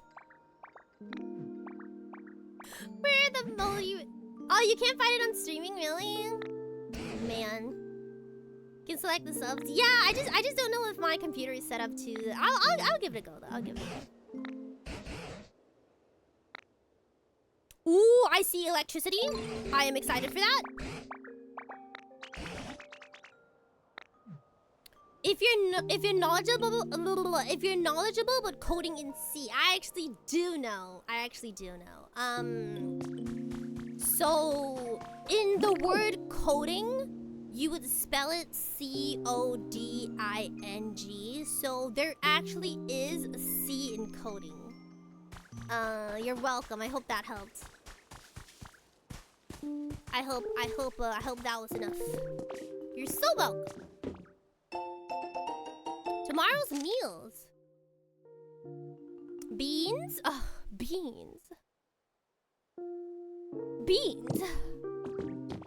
Are we putting beans in hamburgers? No.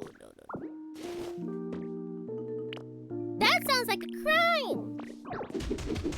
I hate beans. I hate pretty much every single type of bean. There is not a single type of bean that I'll be like, oh, that's a bean. That's a bean that I'll actively enjoy.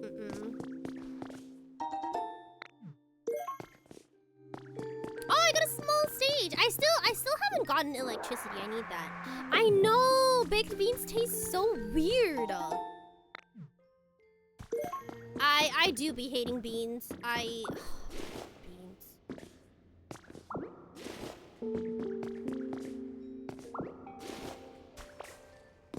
You hate Mr. Bean too? I don't know. Mr. Bean wasn't really like a big part of my childhood. I don't think. I've seen like a few episodes of it, but it wasn't really like a show that I would actively go to watch. What is that? Are peas beans?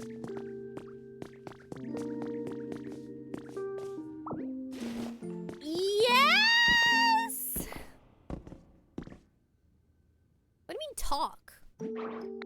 Oh, there's something in there. Oh, wait, hold on. I got you. Oh, maybe I don't.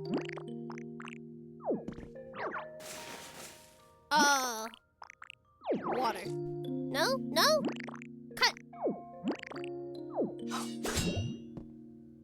Oh, okay, hold on, I got you. Ooh.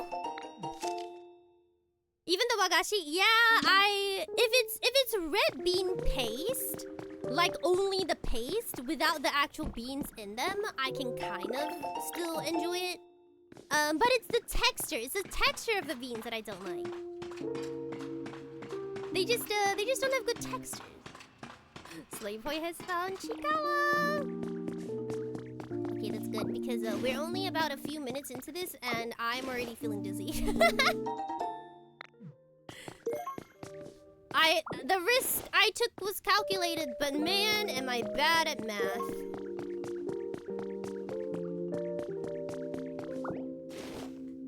The live action ones, I've only ever seen the animated ones. Only the animated ones were shown on like the children's channels. I don't know, but yeah, are peas? I mean, I don't like peas either, but are peas beans?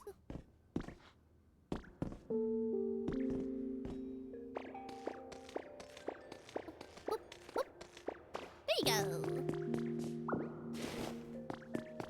Pea is not a bean. You're right. I do apologize for that. Let me tell you all about what happened while I was looking for lepa berries to try and complete this mission for boss. There's been a bunch of extreme weather or whatever that's been killing off all the trees. But I finally found a tree that still had berries on it. But as soon as I started shaking the tree to get the berries off, some super serious looking old lady came up and started yelling at me. She was like, "Those are not for you. They're for the Pokemon. There are already far too few berries, blah, blah, blah, blah, blah." She was so annoying, but something else she said was kind of interesting. Apparently she's making an app or something to get a bunch of people to work together and create a comfortable environment for Pokemon to live in. Hi, welcome! Thank you for the raid! How are you doing? Welcome! Peas. Do you like peas and beans? Oh, how's Warhammer? Did you have a good time? I am a peas and beans. Well, yeah, I'm a peas and beans hater. Very, very, very strong hater. I don't know, it's the texture. It's definitely the texture. I don't really like nuts either. I mean, peas is definitely a type of mame. I just don't know what it gets counted as in English. Like if you were to say it in English, would it be? Well, yeah, I guess if it's mame, then it would be beans. Yeah, I'll count it. Yeah, okay, I guess it is beans. You like peas and beans? For me, it's really just a texture. The texture is just not it. It just feels really, really gross. I don't know. Oh, this camera angle. Oh, this is gonna be the death of me. How? Okay, wait, I've gotten myself in a situation. Peas that are bitter? Aren't all peas bitter?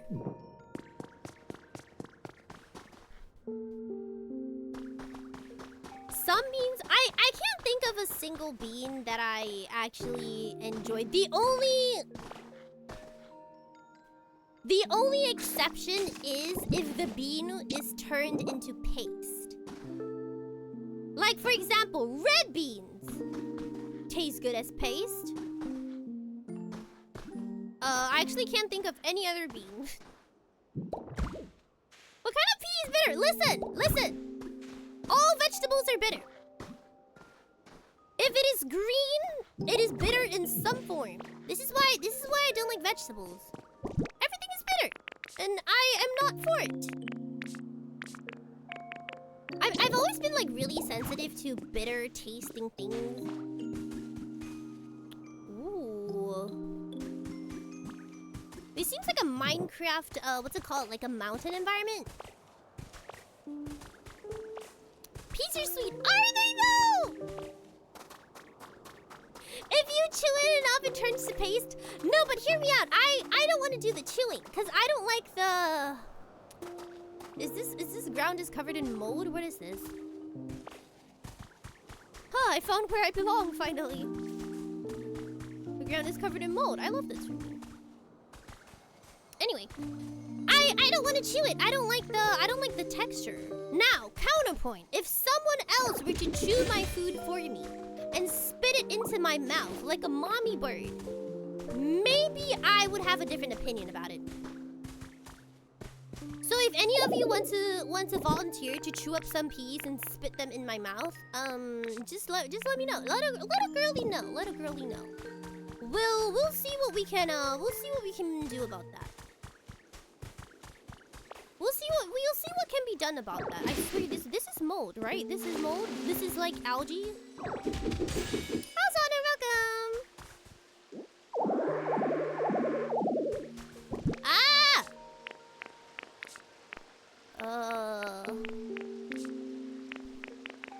What do I not need? I do not need this brick flooring.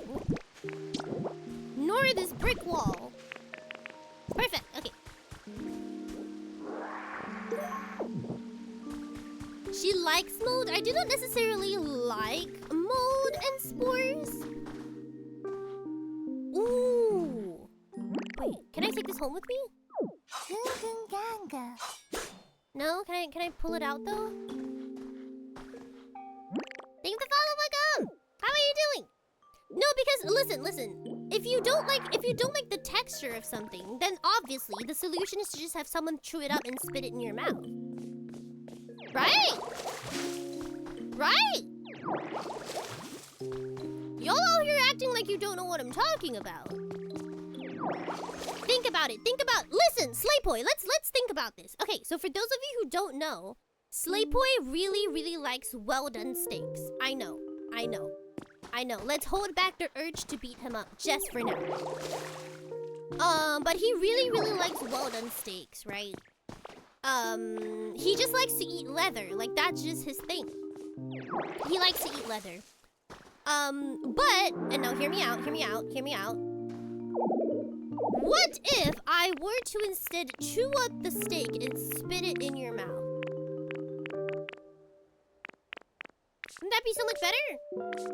You wouldn't have to deal with the texture of the steak. I could just spit it in your mouth. I already stole my bat, sorry.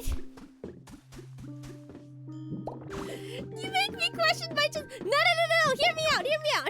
Hear me out. Lollipop, what food do you not mind the taste of, but you really hate the texture? Come on, there has to be one food. Don't mind the taste, but really hate the texture. There's gotta be one. There's gotta be at least one. Really? Not a single oatmeal? Okay. Now, what if I were to chew up the oatmeal and spit it in your mouth? Wouldn't that make it so much better? You wouldn't have to chew the thing that you hate the most. Yeah, you can just have only the taste. Yes.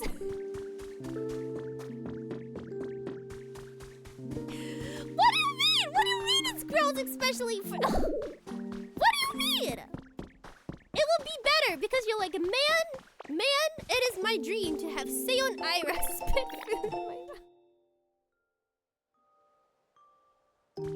This is bird type behavior. You're so right.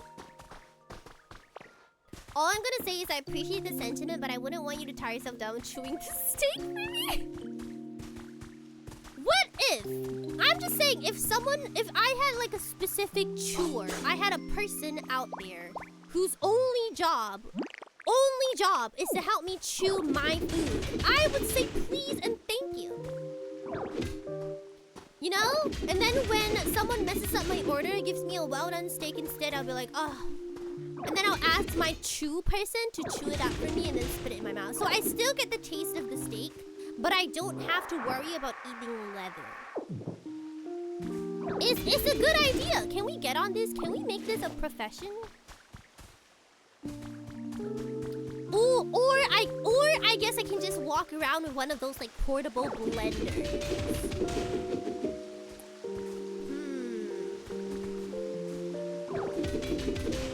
How much are you willing to pay? Well, it depends on the professionalism of your services.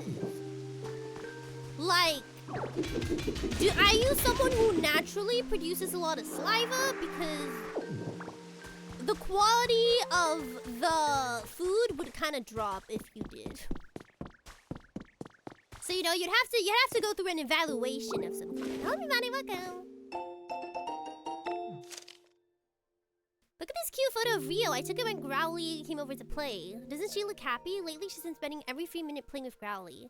At this rate she'll probably forget all about you. Just kidding, but if you're worried about that, maybe you should finally visit next summer break. Something tells me they did not visit next summer break. To be fair, it's kind of hard to remove saliva while chewing. Well, you don't have to remove it entirely, but I feel like some people produce more saliva than others. I don't know. I wonder if it is a common thing to have mouths that are more salivarily. Salivary. Slavarily? Salivary? Salivatory. Okay, lollipop. Wouldn't more saliva be better in this case? No, because then it's gonna be mushy and gross. I don't like things that are mushy and gross. It's one thing to be soft and palatable, but mushy and gross is just taking it too far. The mommy bird breaks down the food for the baby bird. That is the purpose of... By the way, for birds, isn't it, They don't chew it and spit it out, right? They throw it up, right? I remember that being a thing. Like, they vomit it out, correct? They eat the food and then they vomit it out later into the mouths of the birds. Now that, I would say, is taking it maybe like a step too far, like just a little bit too far. Cause vomit do be a little bit different. Cause yeah, I do remember reading somewhere that it actually is, like they actually do swallow it and then throw it back up. So I don't know. You are chill only with the chewing part, yes. Yes, I am. Ooh, this place has electricity! You don't like the sourness? No! I don't like the smell. Sour things in general, I do kind of enjoy. I think it's broken. It has no electricity!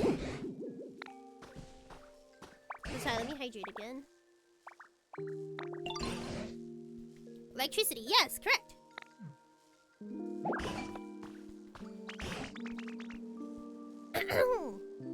Need the electricity to work. Okay.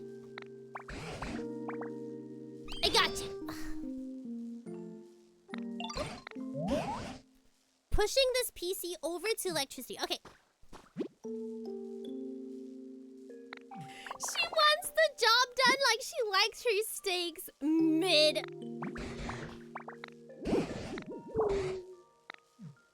Yeah. Yes, correct. How do I... sorry, wait. How do I push it over? Oh, we're taking a break? Okay.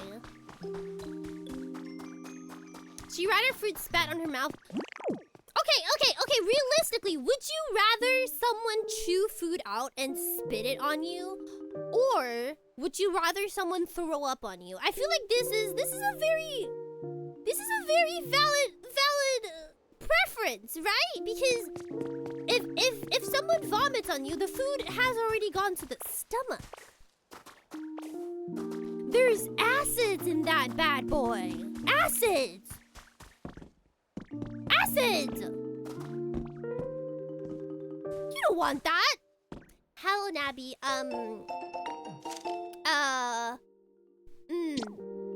Hi. I'm just saying. If I had to pick between two. Trash versus garbage. To get you caught up in the conversation, I was just mentioning how sometimes I have foods where I don't necessarily hate the taste, but I hate the texture of, you know, like beans. So how good would it be if I had someone else to chew my food for me and just spit it in my mouth? Huh?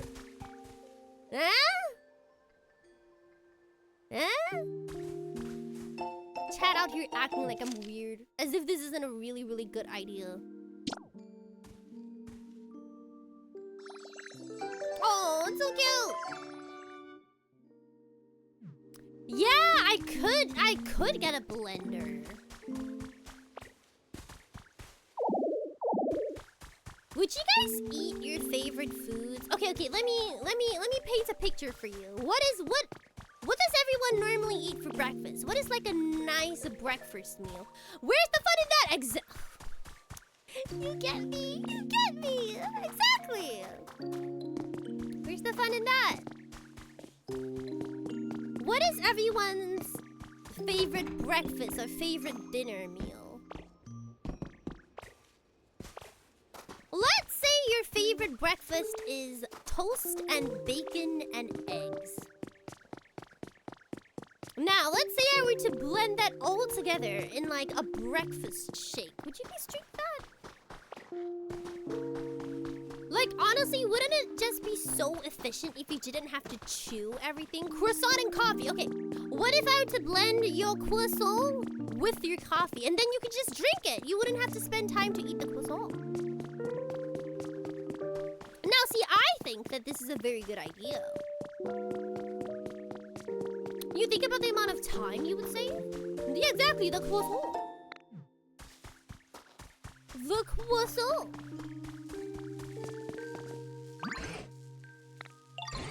Oh, it used to be a mine. They know from being buff chunk. I know what a machoke is. Oh, okay. I got it. You're willing to give it a try? The texture of the croissant, but speed and efficiency.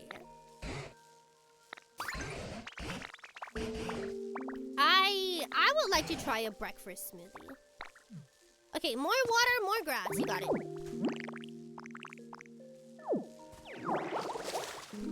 See, what can I say? Sometimes as a content creator, I feel like it is very important for you to innovate. Innovation is very, very important.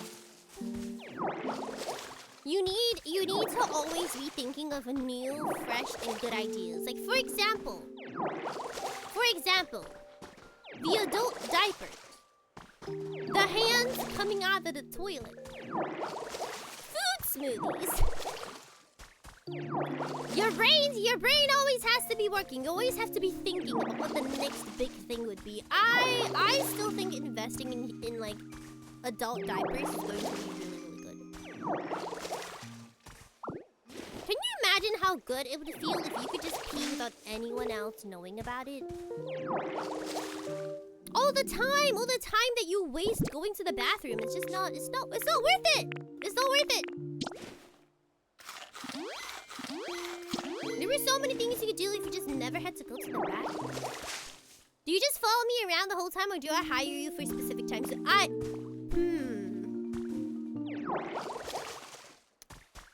would say hiring.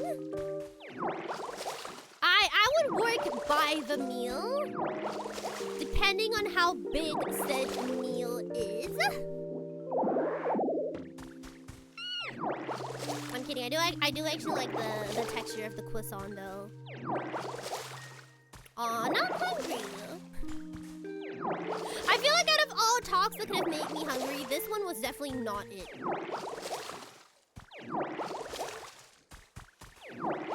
If you frame the diaper agenda as a way to save water, right? Because think about it. You wouldn't ever have to, well... If you don't ever go to the toilet, you don't ever have to flush. And if you don't ever have to flush, you don't ever have to use toilet paper.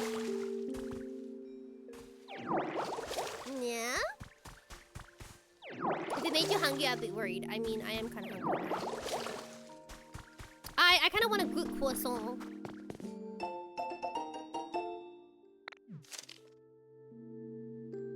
Are diapers made of plastic? What? Wait! You're telling me that... Wait! I thought diapers were made of paper! What? diapers are made of plastic? Really? Is a diaper paper? Cause plastic doesn't absorb the waste, right? Aren't they made from paper? Oh, you have ham and cheese? Yes, I would like queso very mucho, please. There's cloth diapers? No, wait, you're telling me the disposable ones are not made of plastic? Sorry, I mean the disposable ones are not made of paper?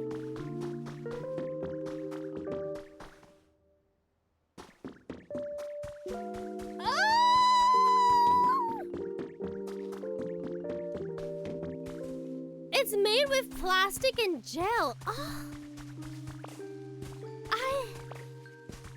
I didn't know that. See, as you can see, I have never once used a diaper. I just thought they were paper. I was even about to like, see, you could make diapers so easily. You just need to like.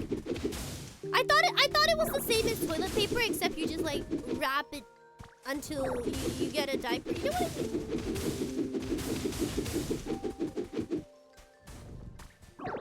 Are pads not plastic? Well, I don't know. I guess I kind of thought a diaper would be different.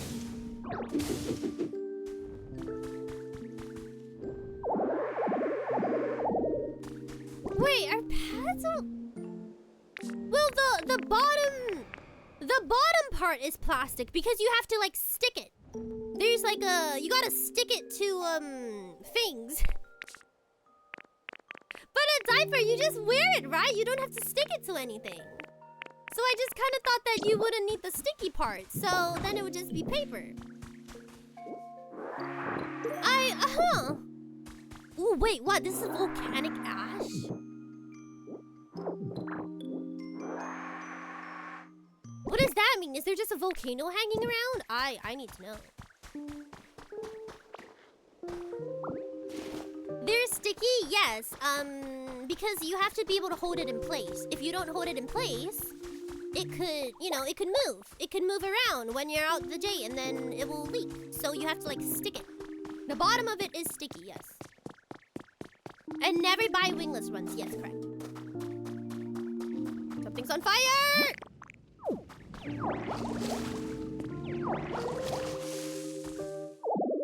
No, come on. If you guys are ever tasked, just what does wingless mean? Take it from Seion Aera. Okay, if you're ever asked to buy pads, ever. If your significant other ever asks you help to buy pads, always buy the ones with wings. If you don't know what they are, go to the shop. Excuse me, can you tell me where the pads with wings are? Never buy the ones without wings. Not the vibe, not the vibe. Yes, just tell them. Just ask them, excuse me, can I just know where your Red Bull pads are?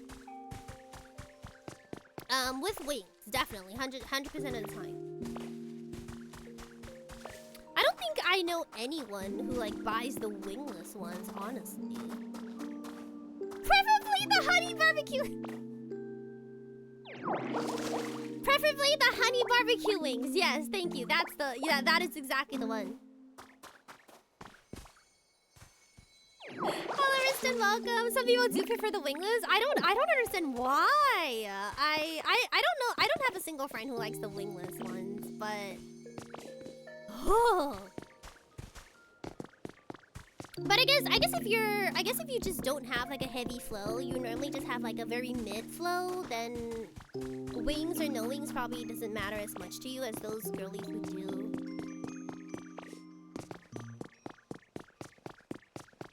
It could be a fit thing. It could also just be sometimes it could be a little bit more itchy.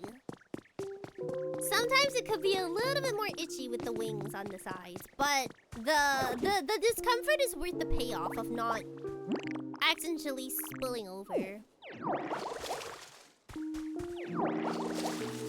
There, yeah, it does get pretty itchy.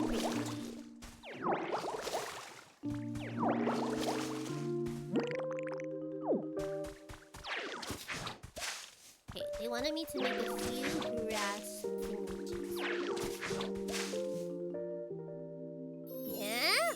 Yeah, okay.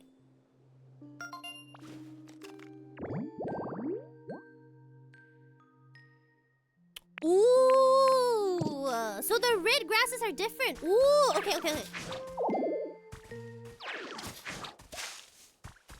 It's probably one of those you're now blinking manually, but it's instead you can now feel the wings. Oh, that actually could be true. Yeah, maybe some girlies should just use the ones without.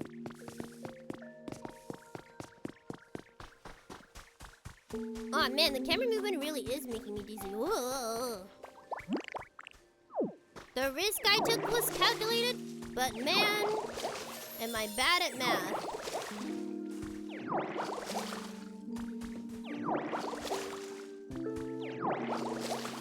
Ooh, one thing though, there definitely is no.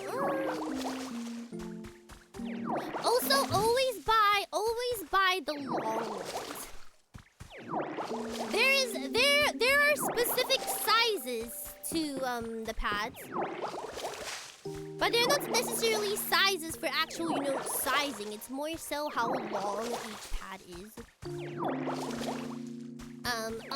Always get the longer ones. The shorter ones are of no help at all. Okay, how about now? Oh, there's still a lot more left.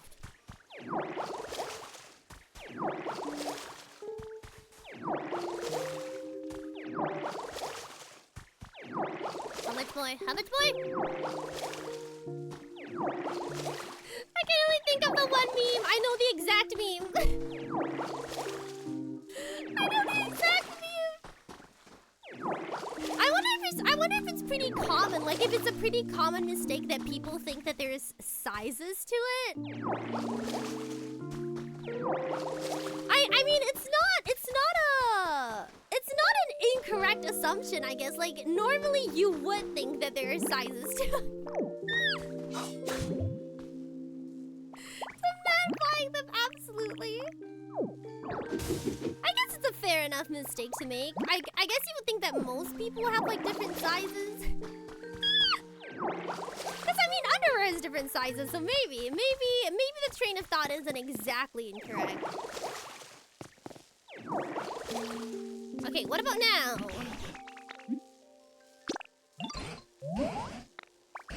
We still need more. Okay. Sorry, let me hydrate. Oh, my throat is starting to hurt.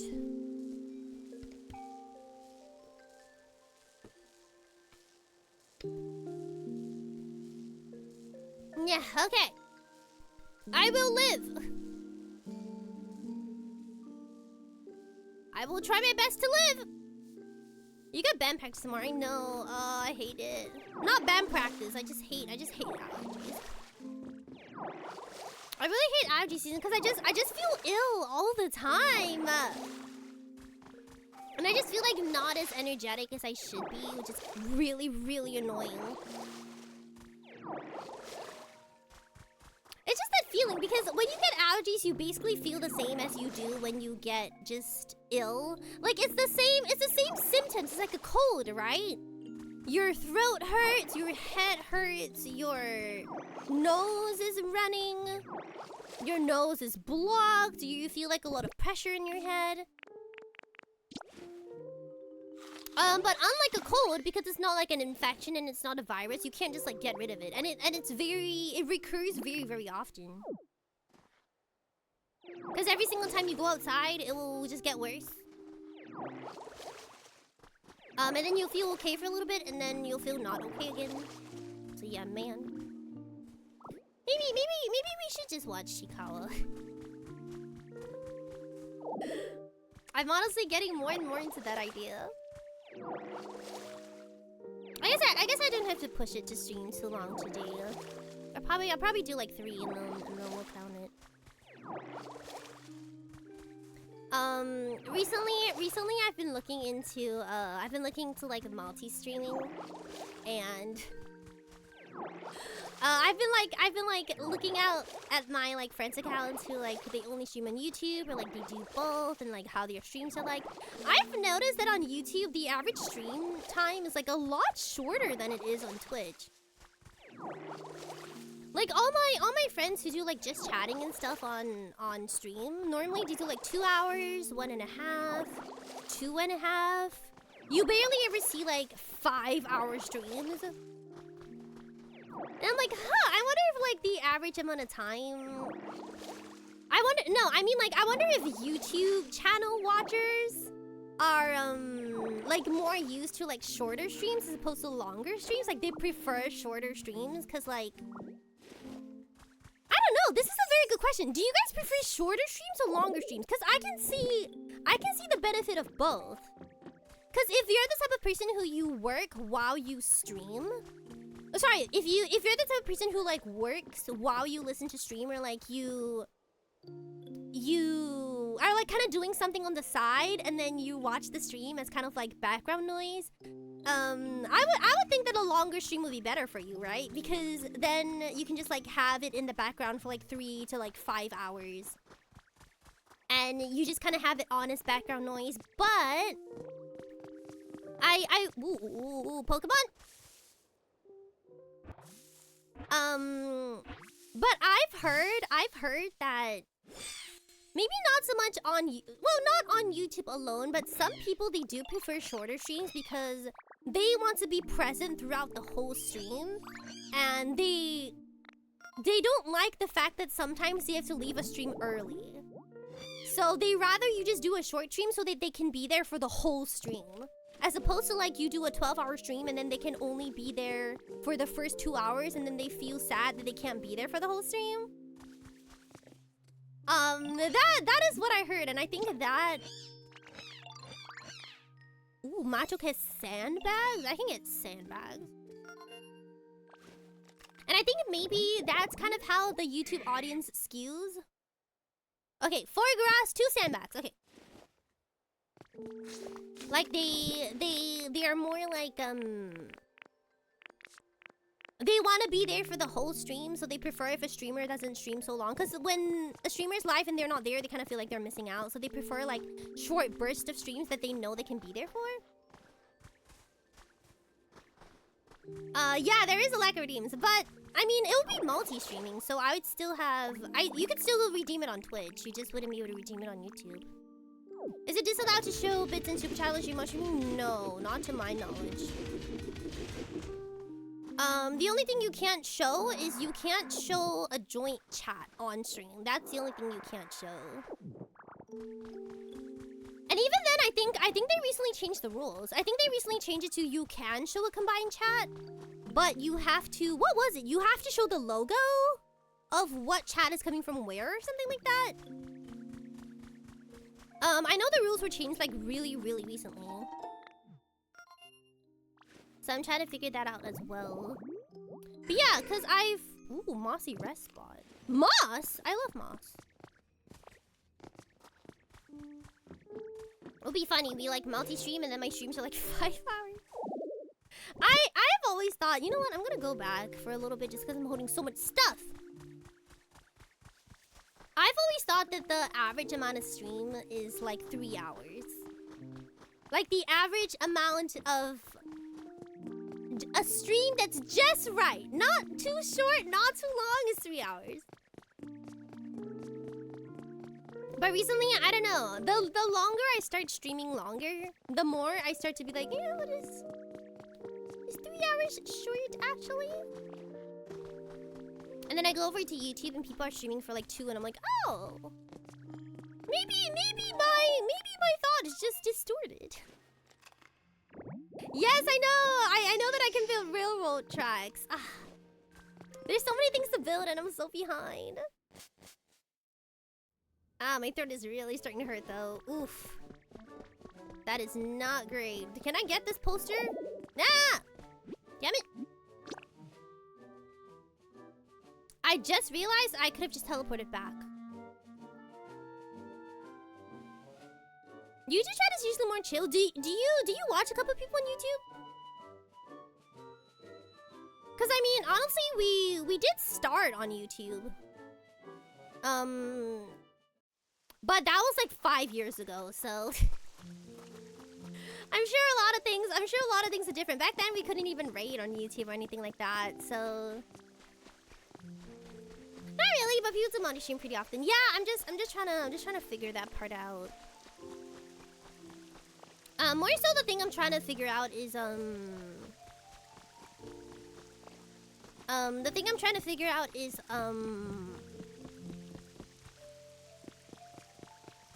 like how I'm gonna like keep track of chat.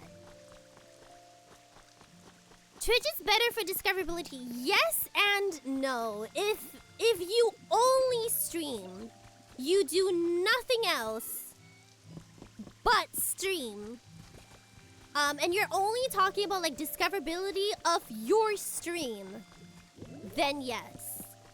But if you're talking about like discoverability overall as a streamer, assuming that you also do the extra stuff, like you don't just stream, you also upload shorts, you upload videos, then YouTube is better for that, because you can't upload videos on Twitch. So the only time you can get discovered is the 3 hours a night when you actually stream. But on YouTube, once you upload a video or once you upload a short, it's on the internet forever. So someone could find your video 3 years from now and then suddenly stumble upon your channel. Or someone could watch a short that you uploaded a year ago, and then stumble across your channel. So there's more options for you to stumble across your channel on YouTube, but there's less chances for people to stumble upon your stream. There's more chances for them to stumble upon your channel as a whole and then, oh, that's interesting, and then they follow. But stumbling upon your stream when you're alive, there's less of a chance for that. There's more chances of people just randomly popping in on Twitch, but yeah, I don't know. It's been a topic of debate, I guess, conversation. Some VTubers find more success on Twitch, some find more on YouTube. There's also, it also very much depends on what type of streamer you are. I have heard that the yappers do better on YouTube. Because the people on YouTube, they like the yappers a little bit more, and the gamers do better on Twitch. That is also something I've heard. But yeah, not anymore. They changed the policy. You're right. I didn't read what the policy was, but I know that you can. Yeah, now you can use combined chat. Yeah. But no, I kind of meant it more as like I'm trying to figure out chat, as in I'm trying to figure out how I want to handle the chats together. Cause I don't know. I just don't want to end up with like a separate community on Twitch as on YouTube. From the people I've talked to who do multi-streaming, that's not really an issue. I'm just worried about things that, like, logistically, like, ooh, what if the YouTubers are having one conversation and then the Twitchers are having another conversation? And then, like, how do I interact with both of you at one time? That's kind of what I was worried about, because I try really hard to be really, really interactive with chat. And I'm worried that sometimes my attention will get split. But my friends have told me that it's not really an issue that they've run into. Most of the time, if Twitch starts a conversation, the people on YouTube would just kind of like jump on. So it's not that much of a thing. So all I really have to figure out now, I guess, is the technical aspect of it, because my brain do be small. Does OBS allow multi-streaming? Yes. Does it consume more CPU memory on average? Yes. I heard it's not that much, but it also depends on if your computer is beefy or not. Yeah, I might just use like the on-screen ones. I just want to make sure I can keep track of both chats in my OBS, because I don't have a double what's it called? I don't have a second monitor. I only have one monitor. So whenever I stream with the OBS. Like right now, I'm looking at OBS with my game in the OBS preview as I have the chat on the left. That's kind of how it works. So if I have to have another chat open, I'd have to try my best. Oh, I could just look on the screen, I guess. Yeah, I know. I only have one screen, so the amount of space is really, really compact. I don't have a second monitor either. Would another one even fit? No, that's the problem. Cause someone did offer. I think it was like on my birthday last year. Someone did offer to like get me a second monitor on Throne or something, but physically it will not fit on the table. The table's not that big because I'm sitting on a kotatsu. I'm sitting on a kotatsu table, so it's just it's not gonna fit. Oh, welcome. How are you doing? With one seems impossible. I hear a lot of people say that. Sometimes whenever people hear my setup, they get very surprised. But I think it's because a lot of people expect streamers to have like a really, really decked out setup. But for the first 3 years, I streamed on a laptop, so you can do it. You can do it. It's not impossible. This is why I always say don't. Despite what you may see from other people who have this as like a full-time job, but maybe streamers like me who've been doing it like a really, really long time, you don't have to start out that way.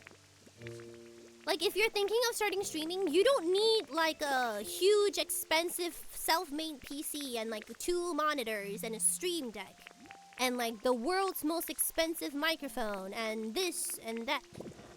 Laptop?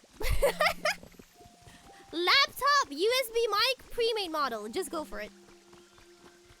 And then you can start spending money on it when you start to work or you start to be able to like it enough to be able to want to invest in it. Then you can kind of go from there. But you don't have to start with like, whoa, amazing computer. No. I have a laptop. It works. And I had a laptop and I had 10 MB upload speed. For the entire first 2 years I lived here. Wild. Yeah, I actually would say audio is maybe more important. Well, I guess it depends. If you want to become like an FPS streamer, then I feel like maybe your computer is a little bit more important. But if you're becoming a yapper, ASMR, or something like that, then it's definitely your mic.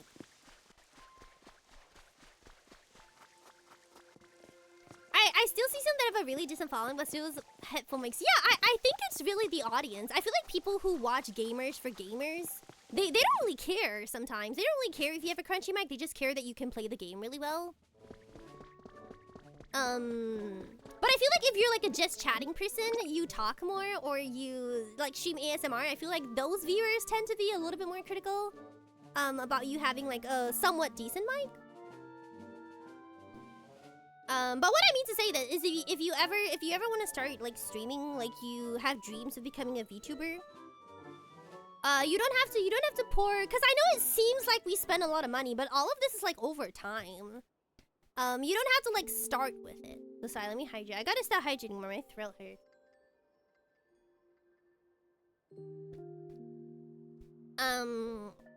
Cause yeah, I made and rigged my very first model. It looked absolutely horrible. But hey, we still had a good time. Oh yeah, there's some streams where people don't really speak. I feel like art streams. I like watching art streams, even though the people don't really speak in them. It's amazing to watch like the art come to life, you know? Oh yeah, PNG tubing is a thing. PNG tubers were somehow not as popular when I first started. When I first started, a lot of people, this is in 2021, a lot of people were using Vroid models. There was more 3D. I don't know know why. I think it was because back then 3D was a lot more accessible than the 2D ones. Now I think it's a little bit different, but because now there's a lot more in 2D models. But yeah, PNG tubing only became a thing a little bit later than that. And I was like, huh, I could have done that. Cause you know, like stuff like Fugi and stuff like that. Oh, Rio, so cute. Oh, baby. Because yeah, PNG tubing recently wasn't a thing. I know that nowadays people use like sound inputs and whatever to make the PNG move, like Fugi and stuff like that. But I think in 2001 that kind of wasn't a thing yet. Or maybe I just didn't know about it. Ooh, you're a mouse drawer. Ooh. I could never. People who draw with a mouse, mad respect. Mad respect. Oh my goodness, we should play Gartic Phone. You guys want to play Gartic Phone after this? Bring out the mice. But yeah, when I was really young, I really wanted to get into like digital art, and I attempted to use a mouse for quite some time. The key word here being attempted. Did not go good. And then eventually I got my mom to buy me a tablet, and then I've just used that tablet ever since. And then it broke a couple years ago, and then you guys were nice enough to buy me a new one, so now I have a new tablet. But yeah, back then I used to be really active in like the art scenes on like DeviantArt and stuff like that. Like the fandoms, I guess. You like draw and like upload your OCs, and then you like role play with them, and then you like kind of draw fan art. Back then, uploading your art on like Twitter wasn't really a thing. It was mostly like Tumblr or like DeviantArt. This is like I was really young. I'm like 8, 9 in this scenario. So yeah, I did actually dabble in some drawing. That's how I managed to make my first model, because for the most part I do have a little bit of knowledge of how the whole drawing thing works. I was never any good at it, of course, but it's still a time I look back on fondly. It's also why sometimes you had access to, yeah, my mom, she was strict, but she allowed anything that was recreational, but not entertainment. So I wasn't allowed to do like, I wasn't allowed to watch videos. I wasn't allowed to play games. Welcome. But, I told her like, oh, see this? You don't even have to like, you just have to like connect it, and then you do this, and then you can like draw. So this is art. I'm doing art. And she was like, oh, art. Okay. And then she would allow it. And then without her knowledge, sometimes I would like hop onto like the forums, like DeviantArt or like Tumblr. But yeah, not very often, because she used to be very strict about computer usage. But as strict as she was about computer usage, I also became more and more rebellious as I got older. And because she would work, there have been times where I would sneak on the computer. There were indeed times where I would sneak on the computer and she wouldn't know. But that was only when I was a little bit older. It is true what they say, you know, the stricter parent you have, the more rebellious you get. Or like the moment they are not looking at you, you commit a crime.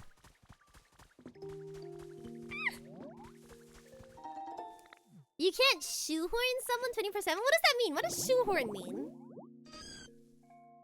Flower garden stump stage. Okay. That looks complicated. Oh, Machoke, please!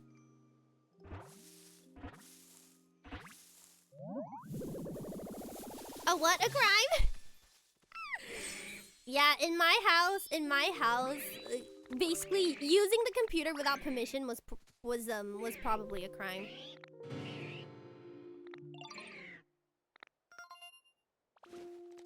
Oh, as in like forcing me to not use the computer? But yeah, no, I think she was just very. She was very strict on screen time, not only for computers but for the television as well. She just thought that electronics was not a good thing. Like she is the complete opposite of like an iPad parent. Like she was very strict on electronics, when I got to use them and what I got to use them for. Yeah, she kind of loosened up on it over the years as I got older, but especially when I was a child, like in elementary school, that stuff was pretty strict. But I did have a phone really young. But that was mostly just because I would like go home on my own a lot after school. Like I would have to walk home, and she needed to like always know where I was. Used to hire to the US. I didn't even have a console. Like my mom was very anti-games.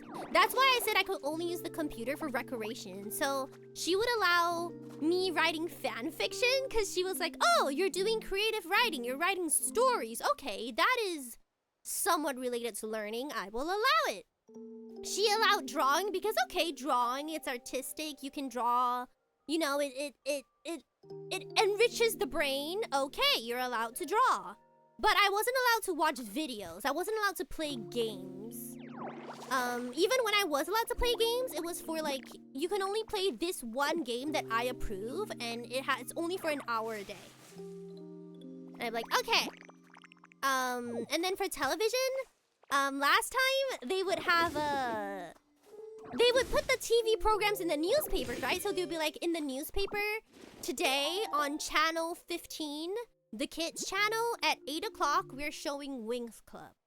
At 9 o'clock, we are showing this. At 10 o'clock, and then I would have to take the newspaper and I would highlight all the shows that I wanted to watch.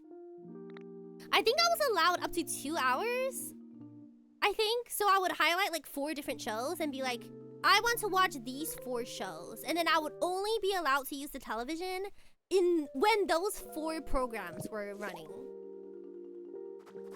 That was what she was strict on. Like, I could do things, but I just couldn't do things very freely. Especially when it came to electronics. I don't know. I think it was a good choice on her part, though. I mean, of course, as I grew older, I started to use the internet as much as everyone else did. And of course, when she's not home and she's not like supervising me, the older I would get, the more rebellious I would get, and I'll like not follow the rules. So that is definitely a thing. But I think her head was in the right place. I think her head was in the right place, and she would always be very proactive about like when she gets home from work. Okay, let's go out to the park. Let's buy a dinner and sit at the park and eat it. And I'd be like, aight. Or she'd be like, let's take out our bikes and let's ride over to the next town and get groceries. And I'd be like, aight. She was very supportive in like exercising for fun. So like if we're leaving the house, then she would be for it. She just really hated like electronics. She just didn't want me to become like an iPad kid, even though like iPads were not really a thing back then. She foresaw the future. She foresaw the future. She just didn't want me to be like addicted to games or addicted to the computer. So I didn't get a console. My computer was only for very specific things. My phone didn't have internet and stuff like that. But yeah, a lot of things that we did together were just they were very physical. She would like, you want to go play badminton, and then we'll go play badminton. Because we didn't have any playgrounds, but we did have like a lot of open spaces where you could just like do things like badminton. You just bring your own stuff and you can basically just do whatever. So yeah, that's how my childhood was like. I don't know how to now tell her that I'm now an anime girl on the internet 4 times a week. I'd hate to break it to her. I mean, no, she knows. She thinks I'm a YouTuber because she doesn't understand streaming. She thinks I'm a YouTuber. she's like, oh, like YouTube. I'm like, yeah. yeah, exactly like that. You're right. But she doesn't really understand. I tried to explain it to her one time, and she didn't get it, so I just kind of left it at that. I tried to explain it to her. I was like, well, I don't really do YouTube as in, like, videos. No, Fading, she thought that, like, I was, like, recording videos, editing them, and uploading them. So, like, she thought I was doing, what's it called? Long-form content? That's what she thought. Like, because she likes to watch those kinds of videos that are, like, she likes to watch charity videos, especially those with, like, animal shelters. So she likes to watch those kind of, like, day in the life of this animal shelter. Like, how do they feed the dogs? How do they clean up after the dogs? How do they play with the dogs? Like, she would just watch that for hours on end. So she thinks that I'm that type of YouTuber. So how about Rebecca? How are you doing? Yes, I am the opposite. But I was good at school, so that's the whole point. She didn't want me to be addicted to games because she wanted me to like take my studies seriously, and I did. So technically it did go the way she planned because I was good at school. What was I talking about? Yeah, so she thinks that I record and do long form videos because I was trying to explain to her, no. I do it live and then I play games and then I talk to the people who are watching. And she's like, you play games? And they watch you play games? And then you talk to them? And I'm like, yes. She's like, what? You mean like all you do is like talk to the people and the people, they want to talk to you? And I'm like, yes. And she's like, and eventually I just gave up and I'm like, yeah, no, I'm a YouTuber. Yes, you're correct.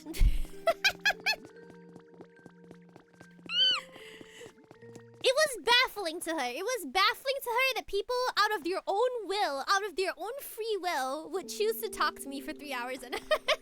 Oh, question, welcome.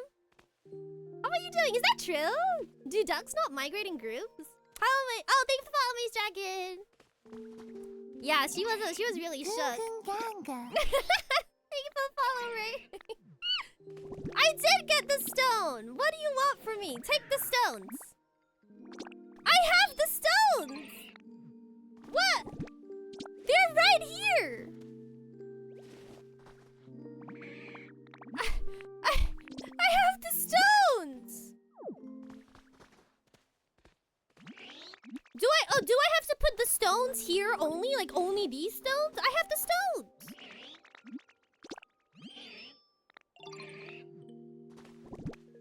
But they're right here!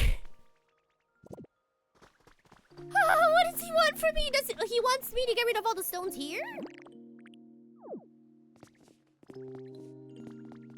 I will... Yeah, my mom is really strict on cursing as well. But I don't curse, so I guess... I cursed a lot when I was a child, though. Like, a lot. Ooh, I cursed like a sailor when I was a child. But I think I just kind of grew out of it. But I did used to curse a lot, like a lot. Even now, when I'm around the right people, I still curse actually. But I'm a social cursor. If everyone around me curses, then I will curse. If everyone around me doesn't curse, then I won't curse. Mom was flabbergasted by multi-hour interactions of... Yeah! Like I mean, if you think about it, it's like she's right? Like, I do know a lot of people who don't understand the concept of a let's play. Especially back then when let's plays were just becoming a thing. Like, oh, you don't play the game? You watch someone else play the game? Why? Why don't you play the game yourself? That kind of thing. So yeah, that was definitely the part that she just didn't understand. Like, why would other people want to watch you play a game? Like, why wouldn't they just play the game themselves? Or like, why would they want to talk to you to play the game? You like to see the reactions, exactly, but she didn't get it. She didn't get it.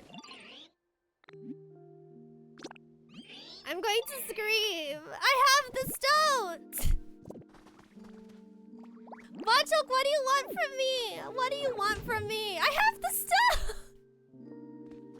Am I stupid? Is there something? What? Why? No, sorry, this is iron ores. What am I missing?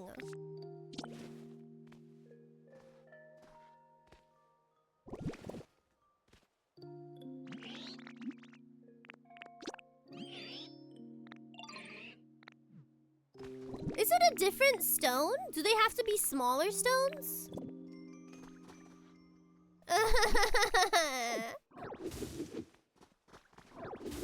Honestly, when I get the question, my reply is the same reason why you sometimes want to eat out. That is so true! That is true! No, but then she would ask me, okay, but why do they want to watch you play the game? Like, you don't play it professionally. Like, you're not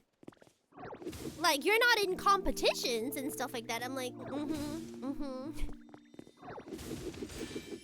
Man, have you guys ever tried like explaining streaming to your parents? It's really, really difficult. They just really don't get it. She just really doesn't understand. But I guess it's also because she watches a lot of things that is for like education. Which I always tell her not to, because honestly,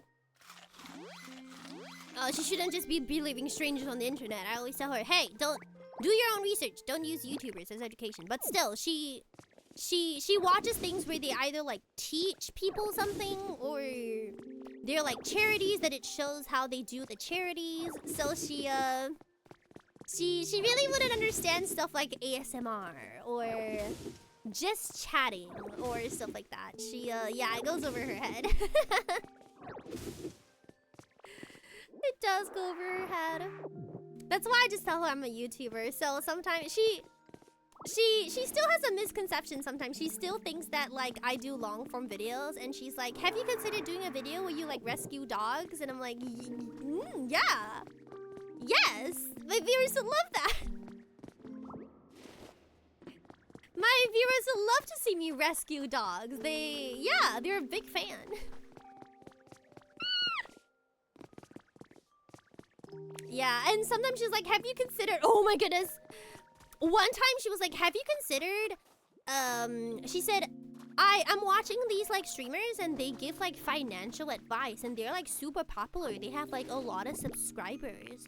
Have you considered giving like financial advice and like educating people? I'm like, mother. Yesterday I spent $50 on a really, really big Chikawa plushie. Like a... Oh, now it works. Like a really, really big Chikawa plushie. You really think I'm appropriate for this? Thanks, Paul, Jack and Lord, welcome.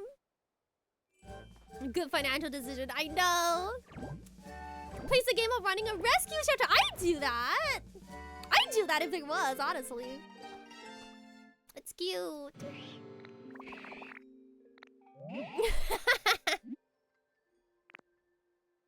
I got muscles. Yeah, if you're not spending money on Chikawa plushies, is there even a point? Sorry, let me hydrate real quick. Oh, my throat really hurts. I would use a lozenge, but honestly, having a lozenge in my mouth while talking would honestly just be really, really irritating to listen to. Hello, Miss Bin, welcome. How are you doing? Yeah, my mom was like, you should educate, because she's like, you went to college. You should like use your platform and like educate people who maybe didn't go to college. I'm like, yeah. Little does she know, all I do is play games and yap. That is it. That is all we got. No, I wanna do this. No, I gotta do all of it? Oh, come on. I play games and then I talk, and then sometimes I sing. Man, I've been really wanting to do a karaoke session, but my allergies are just not it. Ugh. I've been wanting to sing. I've been recording for stuff like behind the scenes. And man, even just like recording one song, honestly, has been kind of rough. Cause like your nose is blocked, right? And you're not at like full capacity. Is this not the rock you wanted me to move? What rock? What boulder? Oh. Oh, okay. This?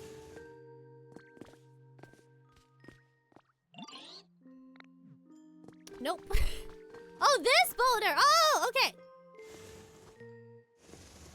I think the best way to describe what live streaming is mention. No. She understands the concept of live streaming, but she doesn't understand the concept of VTubing. I think that is, like, she knows what a live stream is. She knows what it means that it's being broadcasted live, but she doesn't understand the content part of it. Like, she doesn't understand what I mean by sometimes I just like stream and then I just talk. I just talk to people for 3 hours, and she's like, people they come just to like talk to you? Why? like that's the part she doesn't get. And then she's like, do people see your face? And I'm like, no, they don't see my face. It's kind of like like imagine anime and it's just like anime. And she's like, oh, so you animate live while talking to people? And I'm like, no. No. That's not it. No. Thank you for the hydrate, Mike. Yeah, that's the part that's hard to explain. So I just tell her, oh, I just do YouTube. And so she's like, oh, okay. And then she just tells people, oh, my daughter does YouTube and stuff like that. Wait, let me hydrate. I have another funny story.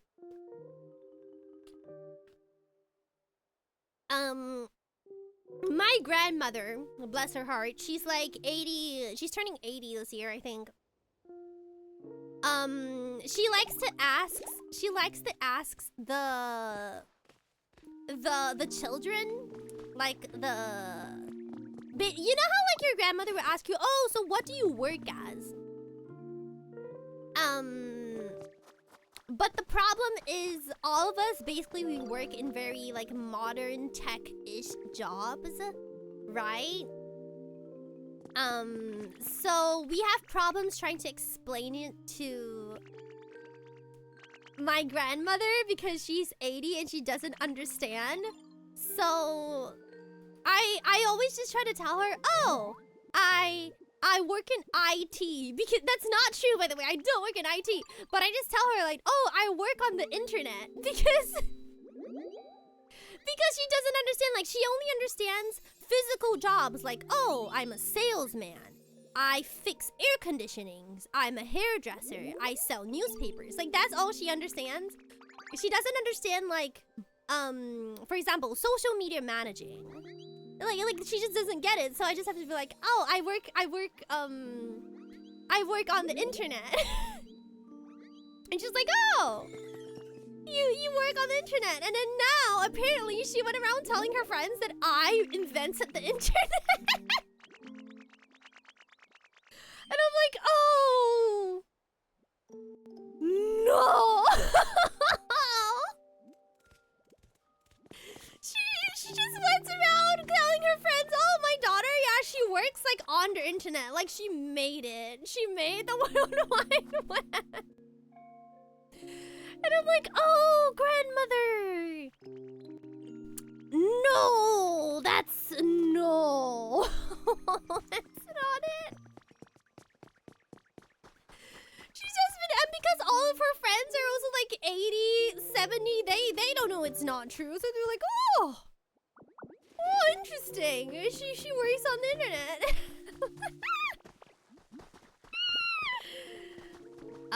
Grandmother. I'm gonna say that next time. Yeah, tell them that your favorite VTuber. She made the internet. Actually, she invented it. She invented the concept.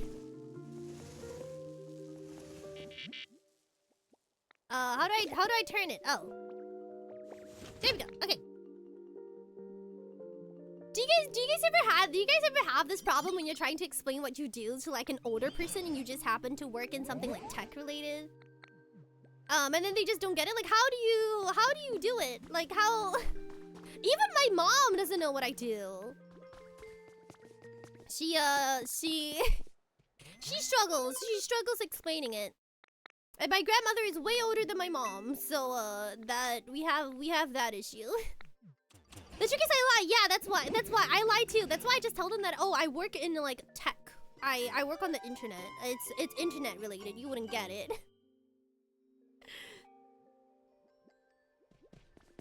It's internet related. Me when I lie.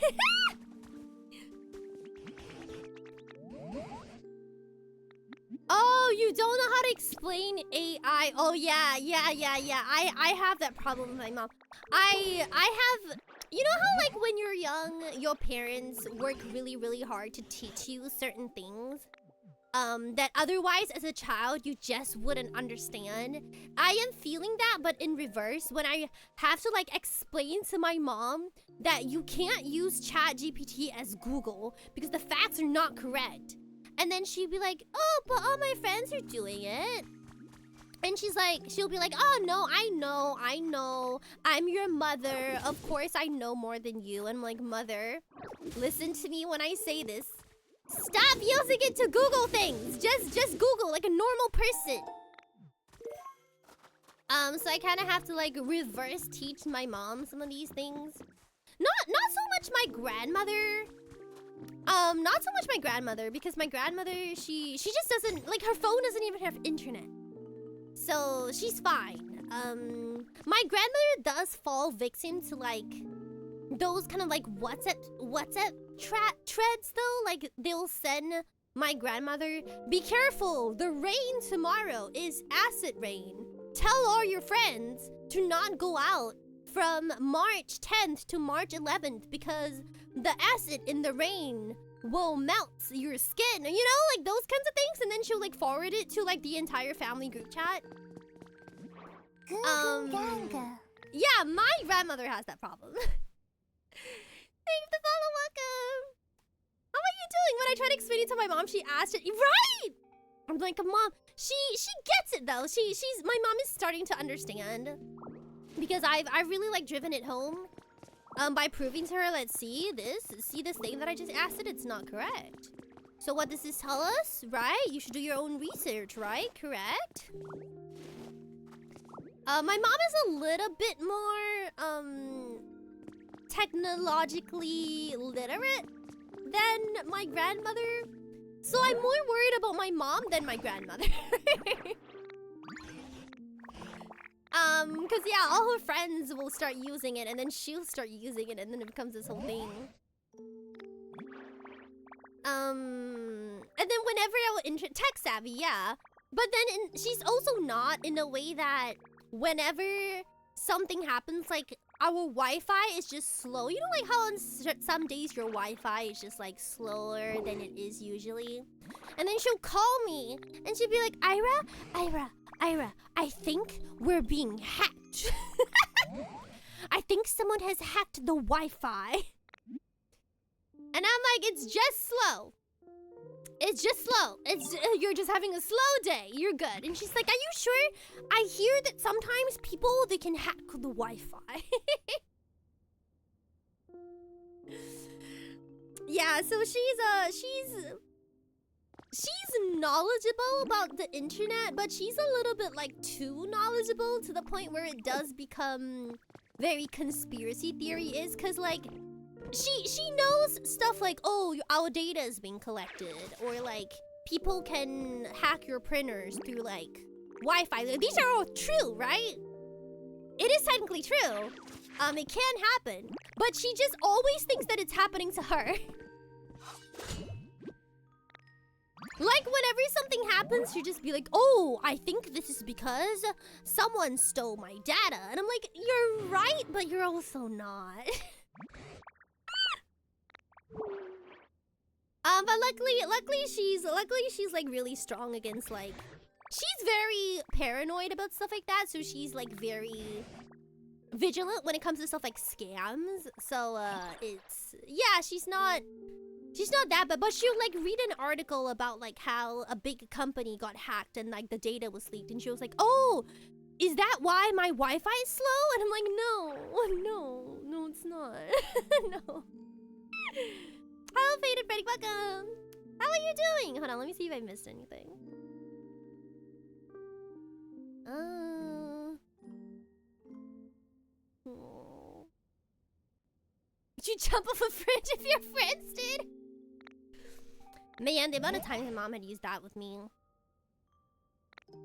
Who would hack printers though? I don't know. She just, she also doesn't understand that, like, Wi-Fi and data is different. And she doesn't understand that Wi-Fi, data, and basic phone calls are different. So sometimes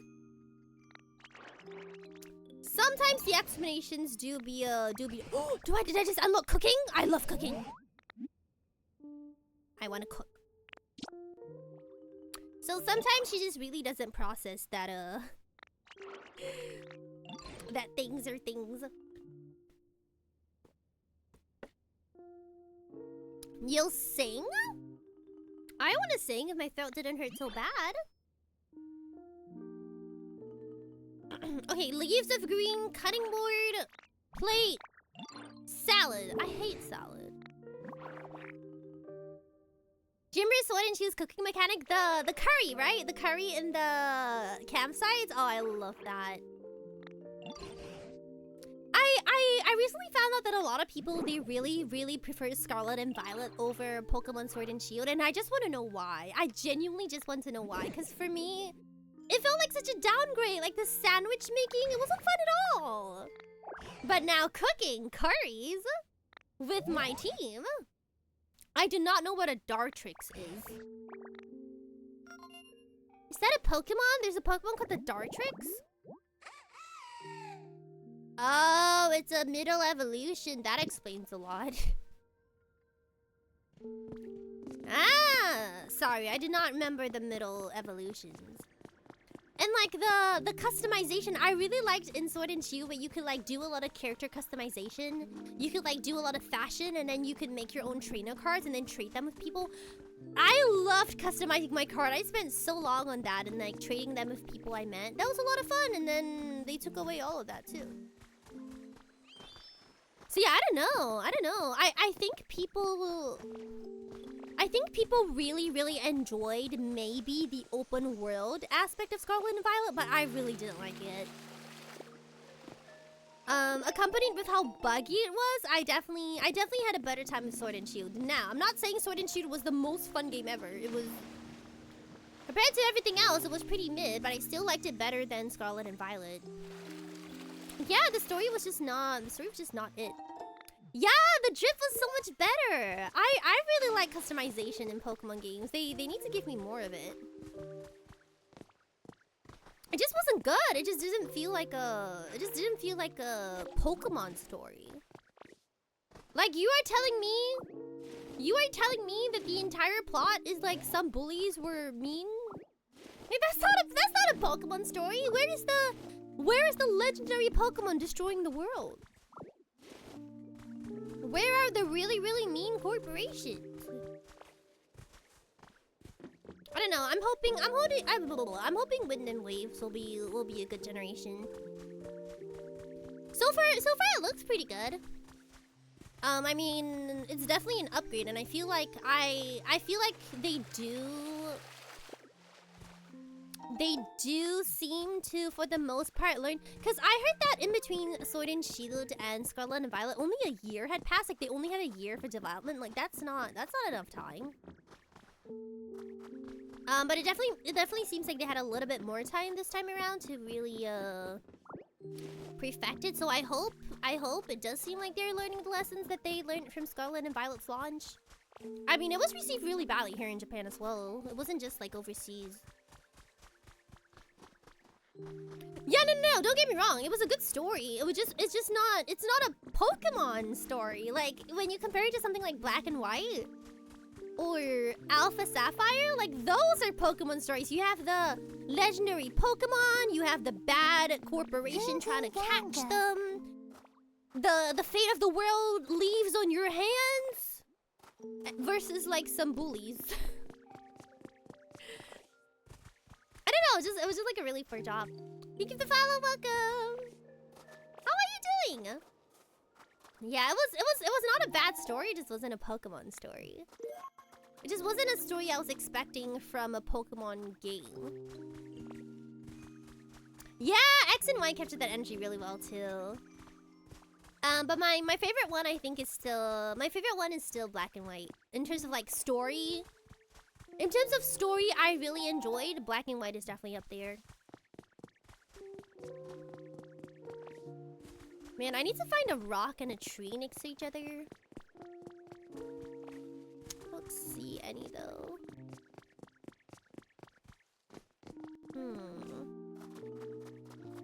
I'm kind of hopeful for Wind and Waves. I'm just excited to see what kind of... Ooh, what do you guys think about the starters though?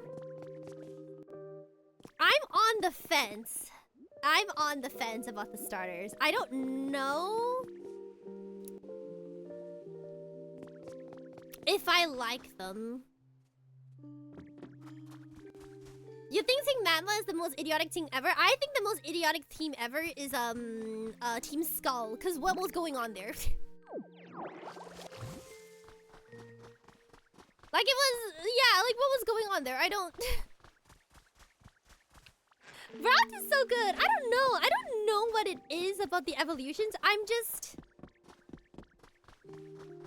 I'm going to have to see their sorry, the starters. I'm gonna have to see their evolutions before I make a choice. I think they're all cute. I think they're all cute.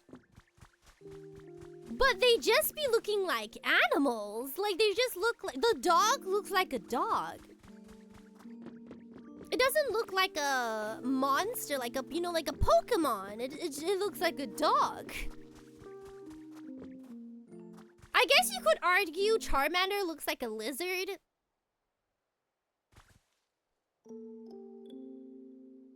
Yeah, I guess you could argue that. But I don't know. The dog looks like a dog, and okay, the bird is kind of cute, but the gecko looks like a gecko. At least Bulbasaur, right? You can see the concept. Oh, he has a bulb at the back of his thing, and then it grows into a tree. Like, you can see the concept. You can see where it's going. But then they're just looking like animals. Like, even the last generation, the cat is a cat. They just be animals. The crocodile is a crocodile. I don't know. What do you guys think? Do you think that the designs are becoming like less monster-like and more animal-like? No, but someone in the last stream did argue that the first generation, they're also just all animals. Like Pidgeotto is just a pigeon. Which yeah, yeah, you're not wrong. I'm just struggling with trying to figure out why I'm not connecting with like the recent starters. Is it because they're less magical? I feel like they might be less magical.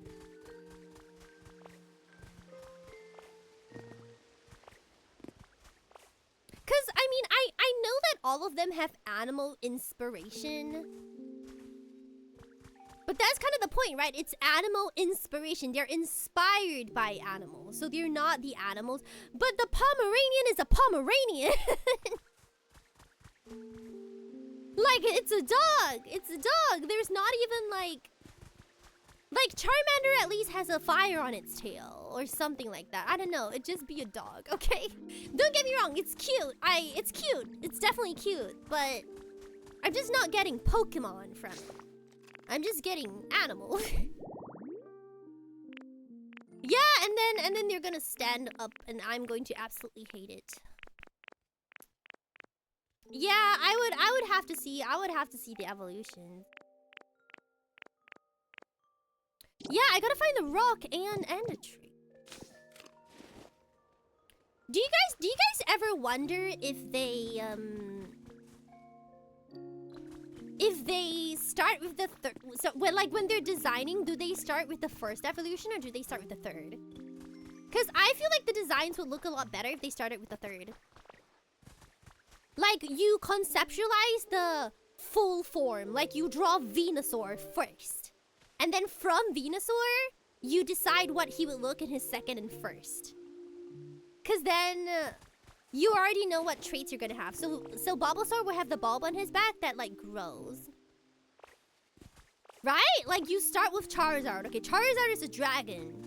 Now, what is his second form gonna look like? Kind of like that? Or do you think they start with the first and then they level it up from there? Because honestly, I think it might be more effective if they started with the third. I don't know, what do you guys think? I feel like it's much easier to conceptualize the full form first. And you can add as many details, make it as amazing as you want. And then from there, you take out details to make the first and second evolution. But I don't know what their process is. But I feel like backtracking is always easier. Because if not, you end up with designs like this. Where the first one is just a dog. It's a dog! It's just a dog!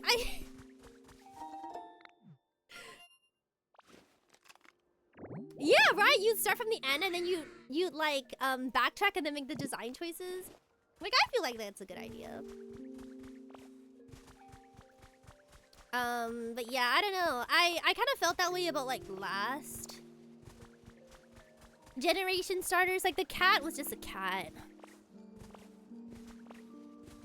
I thought the duck and the crocodile was still okay though, because the size of the body is a little bit different than what you would expect. You know, he was very round. He was round. Oh, found it. Okay, good. The crocodile was round. And I was like, oh, okay, so it's not like exactly like a crocodile. But the cat is a cat.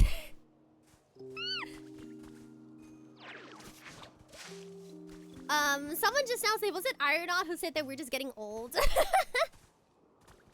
Honestly, you're right. I think that is it. I think the designs they're making now, because at the end of the day, they want to appeal to the child audiences, right? Because the child audiences are the ones who are convincing their moms and dads to buy the plushies. By the way, the Scarlet Violet starters really popular with children, so you know, they're not wrong. They're not wrong. They're not wrong. They know what they're doing. So yeah, I guess I'm just complaining about children's media. It's not that I don't understand why they are designing it that way. I understand. I just think it's sad. I don't know. Give me the monsters in Pokemon. Just deleted my no. It's good. Listen. My opinion is only an opinion. I don't know. I don't think it's right to say that I hate I don't have strong feelings about it either way. But it's just that if I were to like compare it with previous starters, I think I do like previous starters better. I've just noticed the design choice, but I understand why they're doing it. Be judging kids by their favorite new gen Pokemons. It's not that. It's just that when you watch a lot of children's media here in Japan, like a lot of the anime and like children's programming meant for children, and you see the designs of the characters, you really start to see what Pokemon is getting inspiration from, because a lot of children's programs here, especially those with like animals in it, the art style and the design direction looks exactly like the Pokemon starters. So they know what the kids like. They're seeing what the kids like and they're making that essentially. So I mean, it's not. I mean, at the end of the day, Pokemon is a series for people of all ages, and I think here, definitely in Japan specifically, they definitely do, they're definitely more concerned about the kids. Which is it's not a bad thing per se. I mean, The amount of children who go around with like the Sprigiato plushies, honestly, really cute, really cute.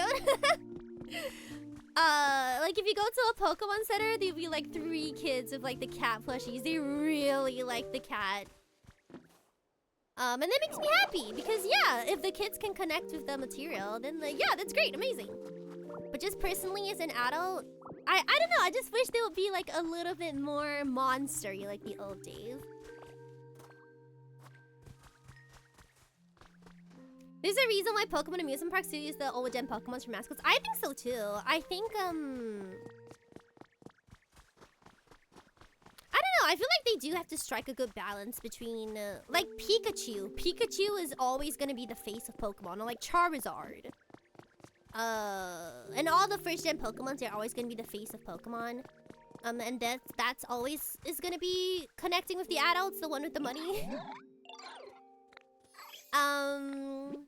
But yeah, I do see the newer designs working with children a lot. And it's cute. I'm glad. I don't know if a child watching Pokemon now would necessarily like Charizard or Bulbasaur. But you never know. You never know.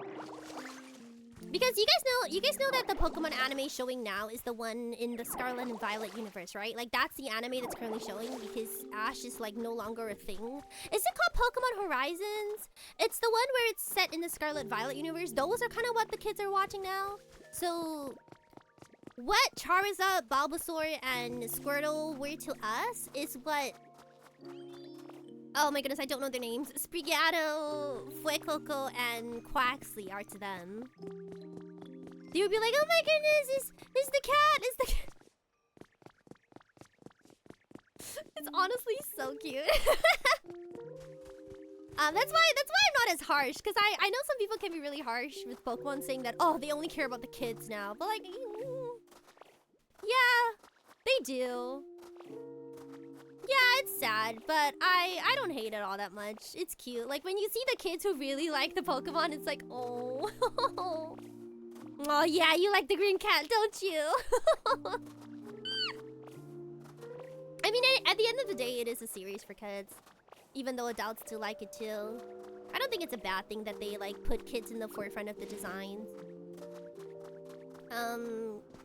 Yeah, everything I said up to now is just me, like, personally, I would like if they did this, but I see why they're not doing it, and I'm okay with that. Sprigatito. Okay, I did not spell that right. Oh, you're talking about Ash? Yeah, I do kind of wish they'd aged him up a little bit more. But yeah, it is really cute.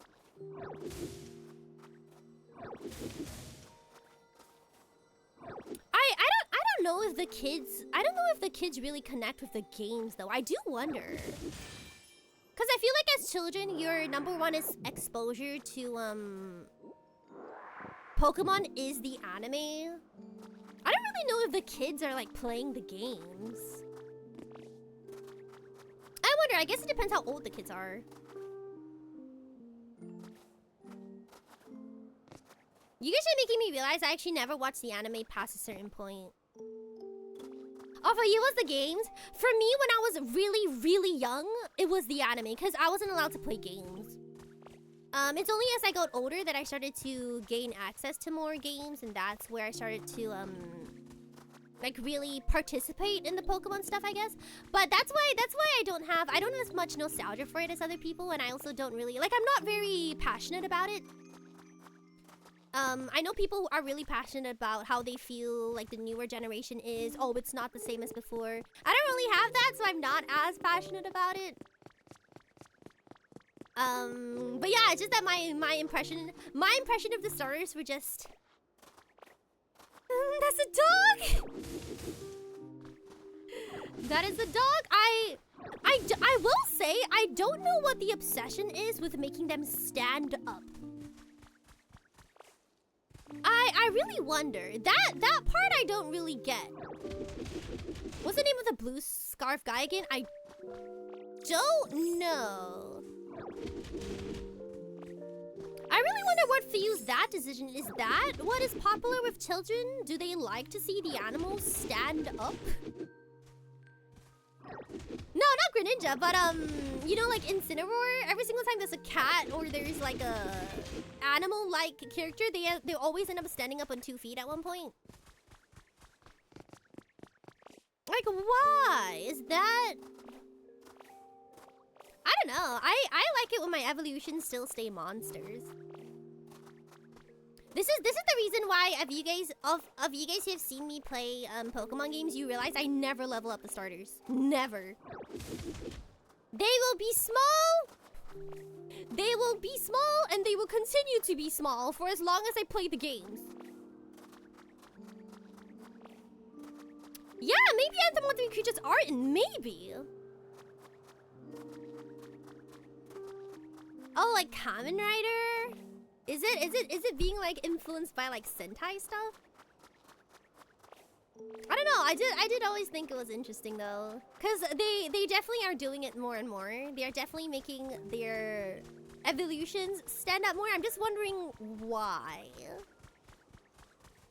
Like, is it really popular amongst the kids? Cause I wouldn't think so. Like, wouldn't the kids like the small creatures or like the really cool ones? I haven't seen anyone with a plushie of whatever Niaoha's leveled up version is. Does anyone know? But I've seen many people with a plushie of Charizard. But whenever I see people with like a Sprigatito plushie, it's always the first evolution. It's never... Or like Eevees, the girls... Oh, sorry Eevee, you came in, you just reminded me. Eevee, the girls, the little girls, they love Eevee. And I'm like, yeah, because it looks like an animal. But why do they make them stand up? Like, I don't understand. There is no way that sells more plushies. There is no way. I have never seen someone buy a plushie of any of the 3rd evolutions of the starters except for Charizard. Or... yeah, or like Blastoise. You know, like the original starters? Those evolutions are popular, but other than that, I feel like most of the really popular Pokemon are the first evolutions. Like, why? Why do they stand up? I don't want them to stand up. Stop making Pokemon stand on 2 feet. It bothers me.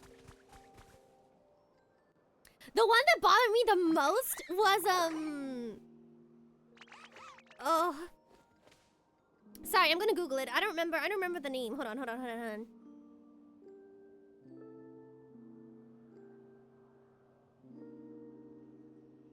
This one?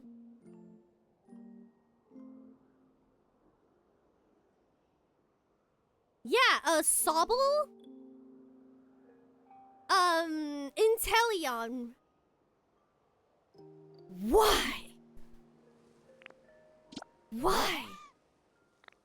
Sobble was so cute! Who's buying a plushie of Inteleon?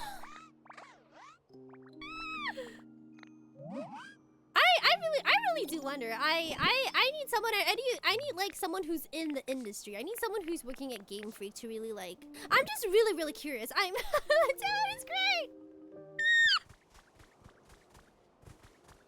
Okay. Inteleon on its own as a Pokemon, I have no issues with. My issue is that it evolves from a Sobble. The little dude! It evolves from the little dude. Why?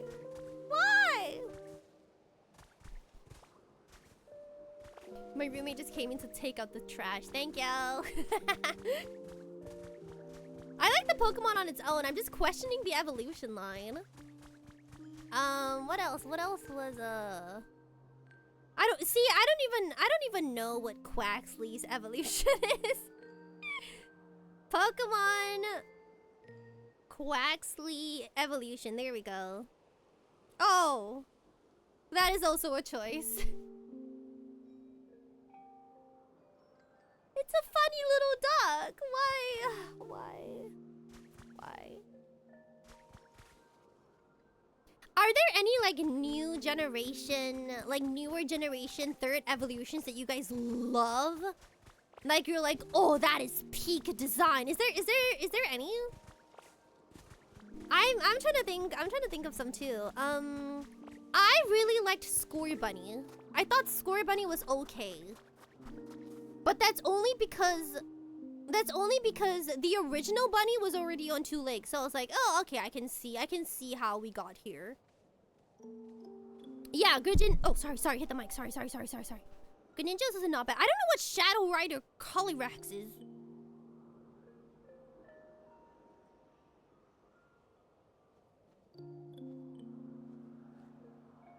Oh, what is this? I have never seen this before. What is this?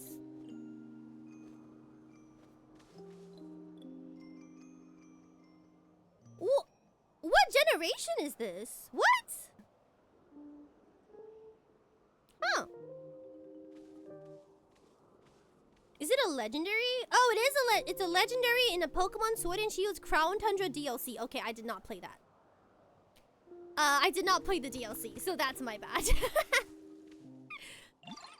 Is that that's not an evolution though, right? That's like a... Oh, he wanted a perch, sorry. That's like just a one form Pokemon. See, the one form Pokemons have really cool designs. It's always, I feel like they just can't get evolutions right. But yeah, Score Bunny was really cute. I like Score Bunny.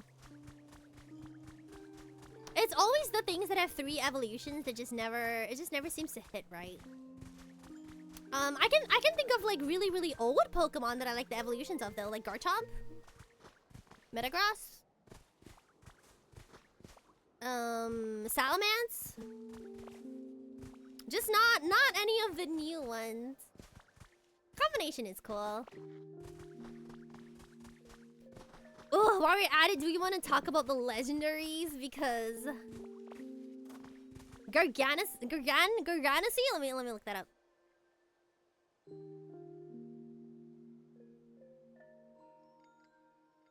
Garganical? Oh, that's good. Oh, I remember this one. Okay. Yeah, that's pretty good. That's pretty good. What example was I giving? Oh yeah, do you guys want to talk about the legendaries? Cause I do feel like the legendaries also, they're becoming more and more... They're becoming less scary. Or less intimidating.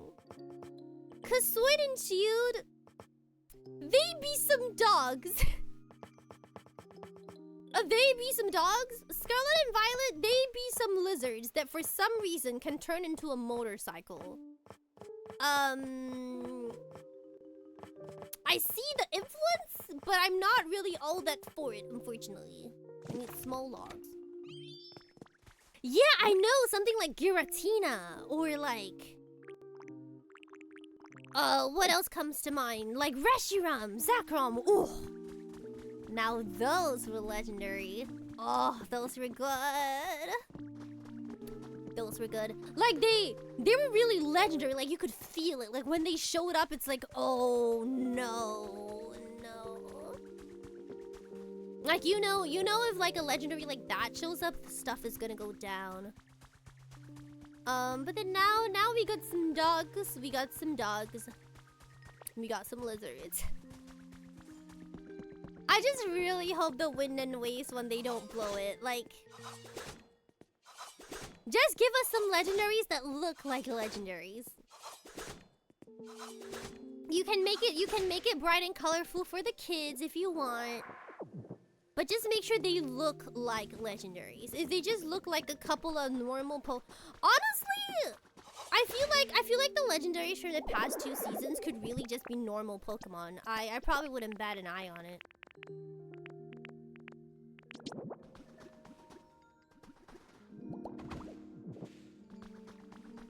Oop. Ooh, I don't know what 5 and 7 are. You have to tell me the name. Sorry, I'm not very familiar with the generations. Yeah, you see, that's the thing. No. See, I know we had dogs and birds in the early generations as well. I kind of mean for like the legendary Pokemons. Like a dog with a sword in its mouth. Like, is that really a legendary Pokemon?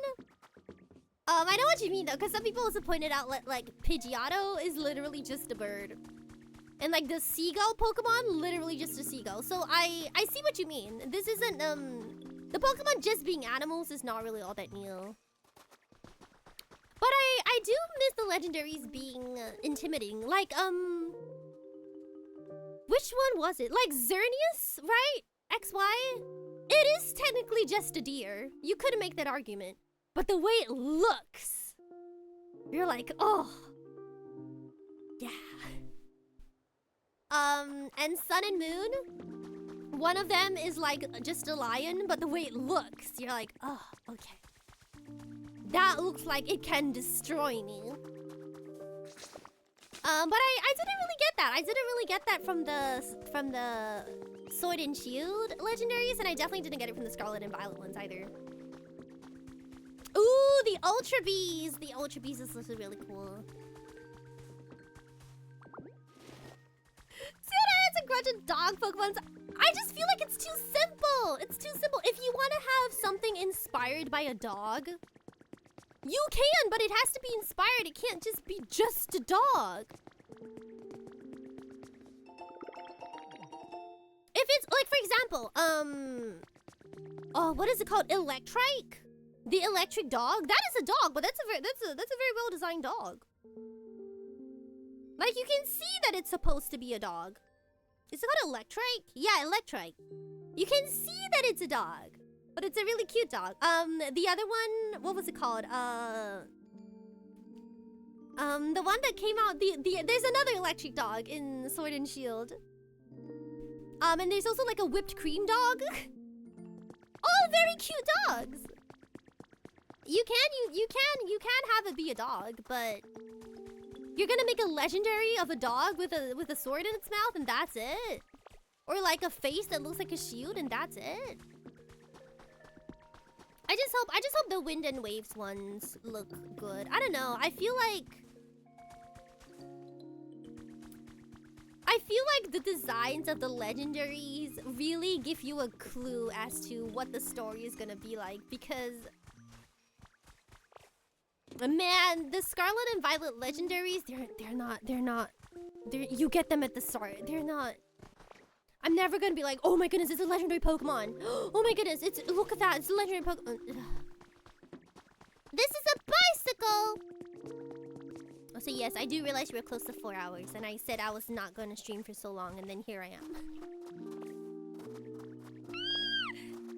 At me, you guys, at me again when the new season's legendaries come out, because man, no, I really like Trubbish. Trubbish I thought was so cute, like it was such a good design. Trubbish and Garbodor. See, that's the thing, because I think I like the fact that Pokemon turns normal everyday things into monsters, right? It's cute. It's a good design. You're like, oh, haha, it's a garbage bag. Like, it's cute. But when you make animals into animals,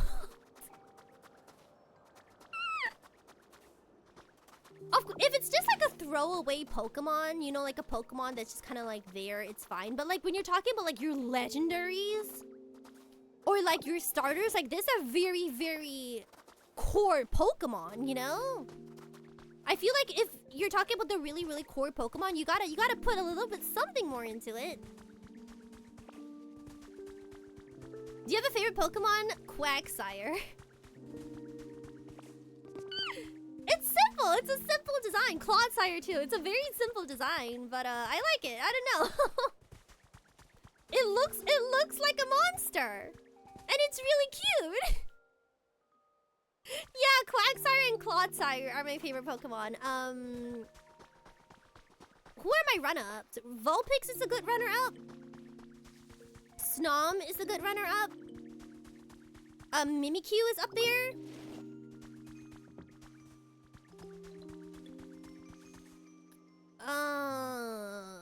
Well, super by association as well. Ooh, Lechonk is also up there. And before you guys say he's just a pig, yes, I understand.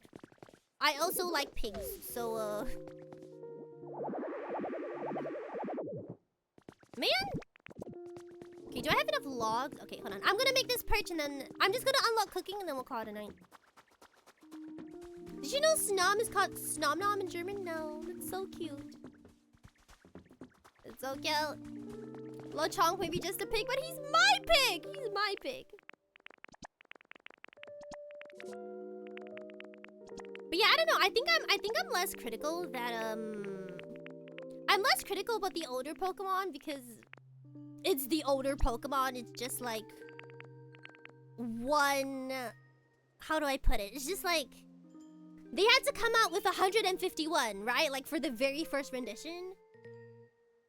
But I feel like now every subsequent generation, they maybe only get like a couple of add-ons, right? They get like maybe, they get 3 new starters, they get 2 new legendaries, and then they get like maybe a couple of, I don't know, like maybe 20 new designs, and that's about it. And I feel like when you're gonna introduce new Pokemon like that, the designs have to be like this guy. You gotta look like a Pokemon. you gotta still look like a Pokemon. It doesn't have to be a complicated design, but it just feels like a waste when you have to introduce a new Pokemon design for a new generation and you're like, look at this, it's a bird. Look at this, a cat. Especially when it's like a starter or a legendary. If you're just like a normal Pokemon, I'm a little bit more forgiving of you being just a bird or you being just a caterpillar. Cause let's look at this. Like obviously this is a bunny, but it's also not, you know? Like it's not a realistic bunny. You can see it has very special traits. It's not just a bunny. You know what I mean? Like you can see the bunny inspiration. But I just feel like you couldn't really see that with the most recent starter. Like the Pomeranian. That's a Pomeranian. That's a Pomeranian. I have that at home. The Pomeranian is just a dog.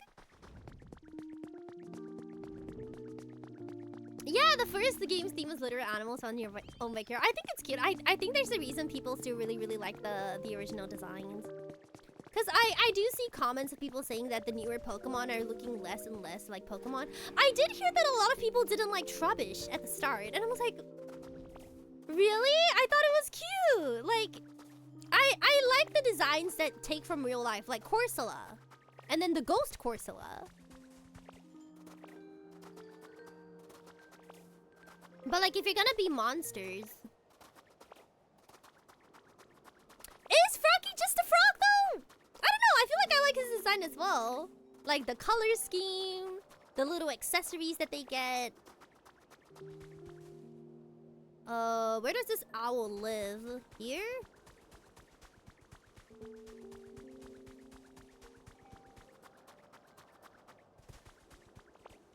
And I feel like sometimes you can kind of see what like subtype they are as well. Like for Scorbunny, you can kind of tell that he's a fighter because he has like the little bandage on his nose. The feet are big. You can tell he fights with his feet. The only thing I can tell about the dog is that it is a fire dog. That is it. That is it. I can't tell anything else about it.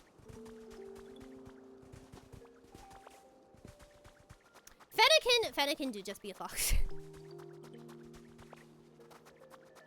But Fennekin also isn't a starter or like a legendary. It's just like a normal Pokemon. So I'm like, eh.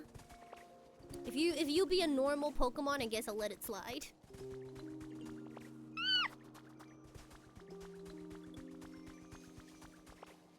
Oh, Fennekin was a starter? Really? What generation? Wait, are we thinking of the same Pokemon? Wait.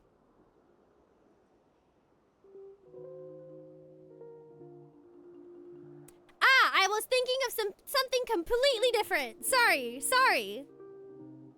Yeah, no, that's my bad. Yeah, that's my bad. I was thinking of something different. Oh, they do be cute though. But yeah, they do be just a fox. Wait, what was I thinking of? What was I thinking of? Oh, yeah, I was thinking of Nick. Yeah, I was. My bad. Yes, I was thinking of the other fox. I think one way to really tell is to take all of the cat-inspired Pokemon, put them in a photo, and then take all the fox-inspired Pokemon, put them in a photo, and then you compare and see how similar the designs are. Because I feel like a lot of the cat or like the dog-inspired ones, they have the same body type. They have the same body shapes. And that's kind of what makes them look very similar to one another. Why are you singling out the dog Pokemon specifically? Because there's so many of them. No, but the reason why I'm singing that out specifically is because the most recent starters, like when Wind and Waves came out, like the trailer, everyone was talking about like Pombon, the new Pomeranian starter. And I didn't get it. I was like, oh, because when I first saw the direct, I was like, oh, these are the starters? Like, oh, I mean, it's cute. I can't say it's not cute, but like, this is a Pokemon? Yeah, that's what I'm talking about the dogs, cause of the Wind and Waves trailer. Yeah, the Pombon is what started this conversation. Okay, here you go. Here's your perch. Sorry, it took me a while to find your house. Yes, you're very welcome. Can you just make one for me? Cause I really don't want to go looking for lumber right now. Can you just make one for me? No. Yeah, PG is actually just a bird. Wingo? Also just a seagull. But like I said, that was like the first generation. I feel like back then, you have to create 151 new designs. Some of them are just gonna be birds.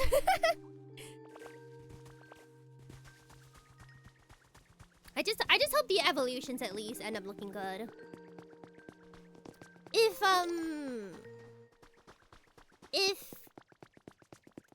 What is the name of, if Pombon's evolution turns into like an absolute beast, then I'm here for it. On 4 legs, absolute wolf animal, let's go. Just please don't have him stand up! Please don't have him stand up, I am begging you. Stop making them stand! They should be seated at all times! Ooh, I got a microphone. You also got whatever the heck Snorlax is, you're right. Put some respect on Mug's name. I thought it was a pretty good design. I think what I'm trying to say is a lot of the older Pokemon, you could very easily see what the inspiration is, like what they're meant to be, or like they're meant to be like a combination of something, right? You can very clearly see, oh, this is a slime. Oh, this is a garbage bag. Or like Corsola. I actually really like Corsola's design. Oh, this is some coral.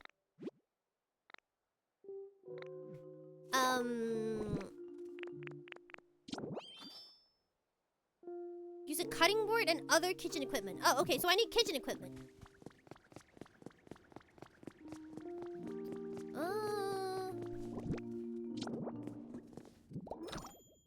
Okay. Can I actually cook now? Yay! Ah, I finally unlocked cooking. No! Do I need more leaves? 2 leaves. Okay.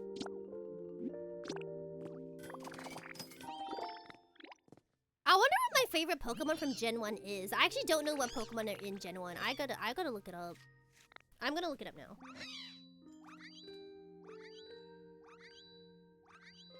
All Gen 1 Pokemon. But I think also a thing to remember is that back then when the very first Pokemon just came out, I mean they were really limited with like pixels, right? Like they couldn't use too many colors, or they couldn't make anything that's like too detailed because it was all little pixels, so they do have to keep designs relatively simpler. I definitely do think they had like different types of limitations back then than we do now. Okay, I found the entire list. So my favorite Pokemon from Gen 1 would be... Oh, Eevee is a... I didn't know that. I would have to say Vulpix. I think I really liked Vulpix as a child.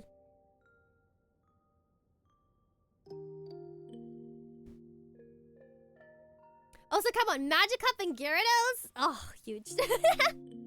Thank you for the follow, welcome! How are you doing? Ooh, I also really like the Dragonair evolution line.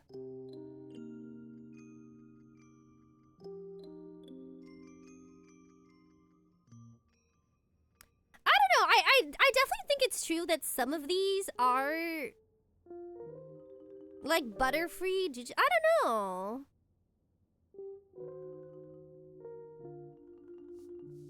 Like, Beedrill is technically a bee, but it also has a drill, you know? Like that, it's just that little extra that turns it from an animal into a Pokemon. They always have this one little trait that turns it from an animal into a Pokemon, and I just feel like some of the recent ones, they just don't have that. It's like, hey, what if I was a bee, but then I had drills? What if I had drills for hands? Yeah, Butterfree to just be a butterfly.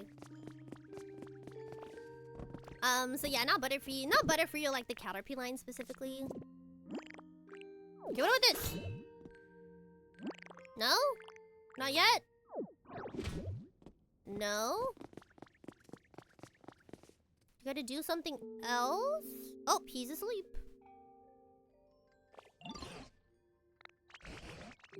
Yeah, didn't we just do that? Yeah, didn't you enjoy your salad? I thought you had yours. No? Oh, I have to eat it too! Oh!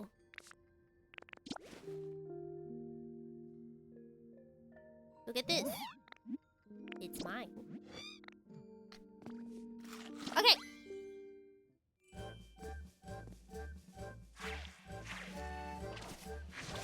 Ooh, that is huge. So I'm guessing this is how I'm gonna power up all of my individual abilities. Okay. Oh, so cute. Press use on a larger area. You can also use it on water. Okay.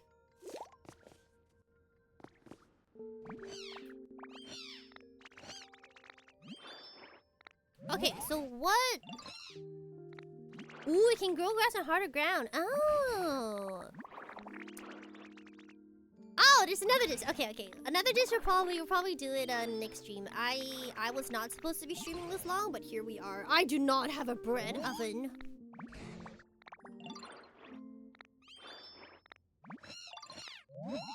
Oh, Torkoal. Okay, I can look for Torkoal, the turtle. Okay, I'm gonna stop calling Pokemon by their animal counterparts. What's streaming for? No. We're ending right after this. Hold on. Moss sticks to a hot spring. Can control moss on stone and hard ground by using leafage after you've eaten a salad. Okay. I will not be eating salads, but like Meowth he's a cat. No, Meowth is actually modeled after a Maneki Nickel. So that concept I really like. See, that's what I mean. Both Meowth and Sprigatito are cats. But Meowth has like a little something extra. Like he's a cat, but he's also not really a cat. He's like a Maneki Nickel, but Sprigatito, cat. Just cat. Cat, but then like green. Oh, Meowth is cute though. Does Meowth talk canonly? Like in the lore, do Meowths talk? Or is it only in the anime? I've always wondered that. Okay, I did say I was gonna call it though, and I will.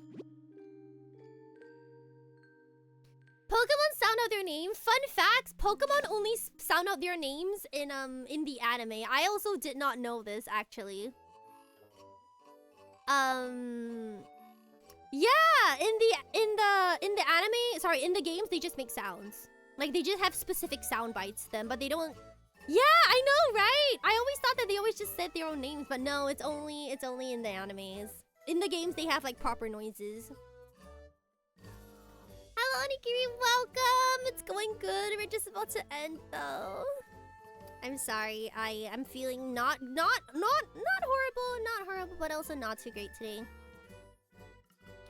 And I have band tomorrow, so I'm gonna try really hard to keep my voice. I know. I'm sorry. I do have band. How many of you guys are left? Do you guys want to watch Chikawa in chat?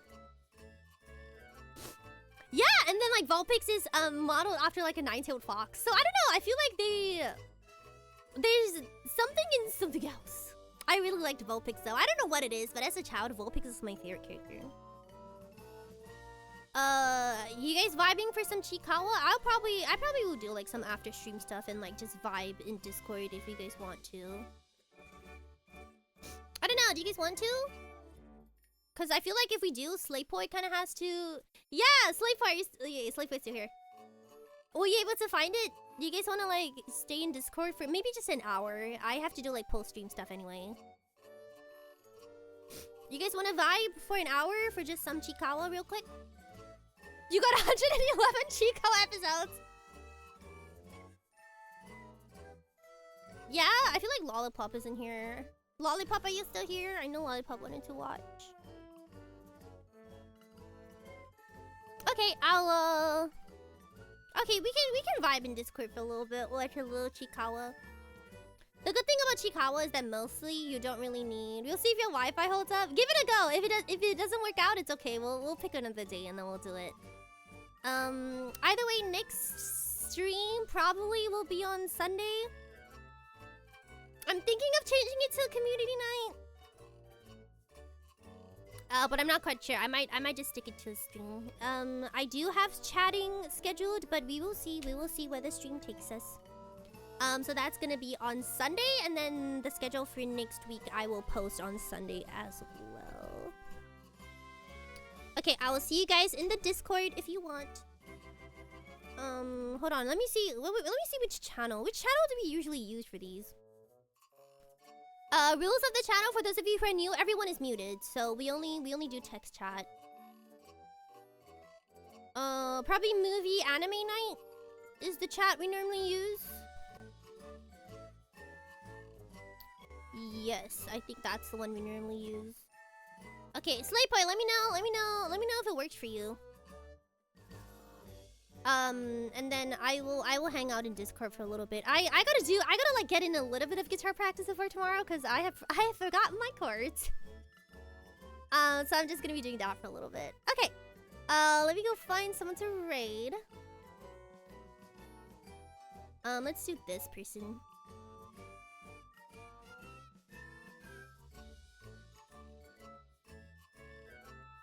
Okay. Okay. Ah, no! Thank you so much for coming. Thank you so much for watching. Those of you gonna sleep. Good night. Have a good night. Those of you not, have a good rest of your day. And I'll see you guys again next time. Bye-bye! Or see you in Discord.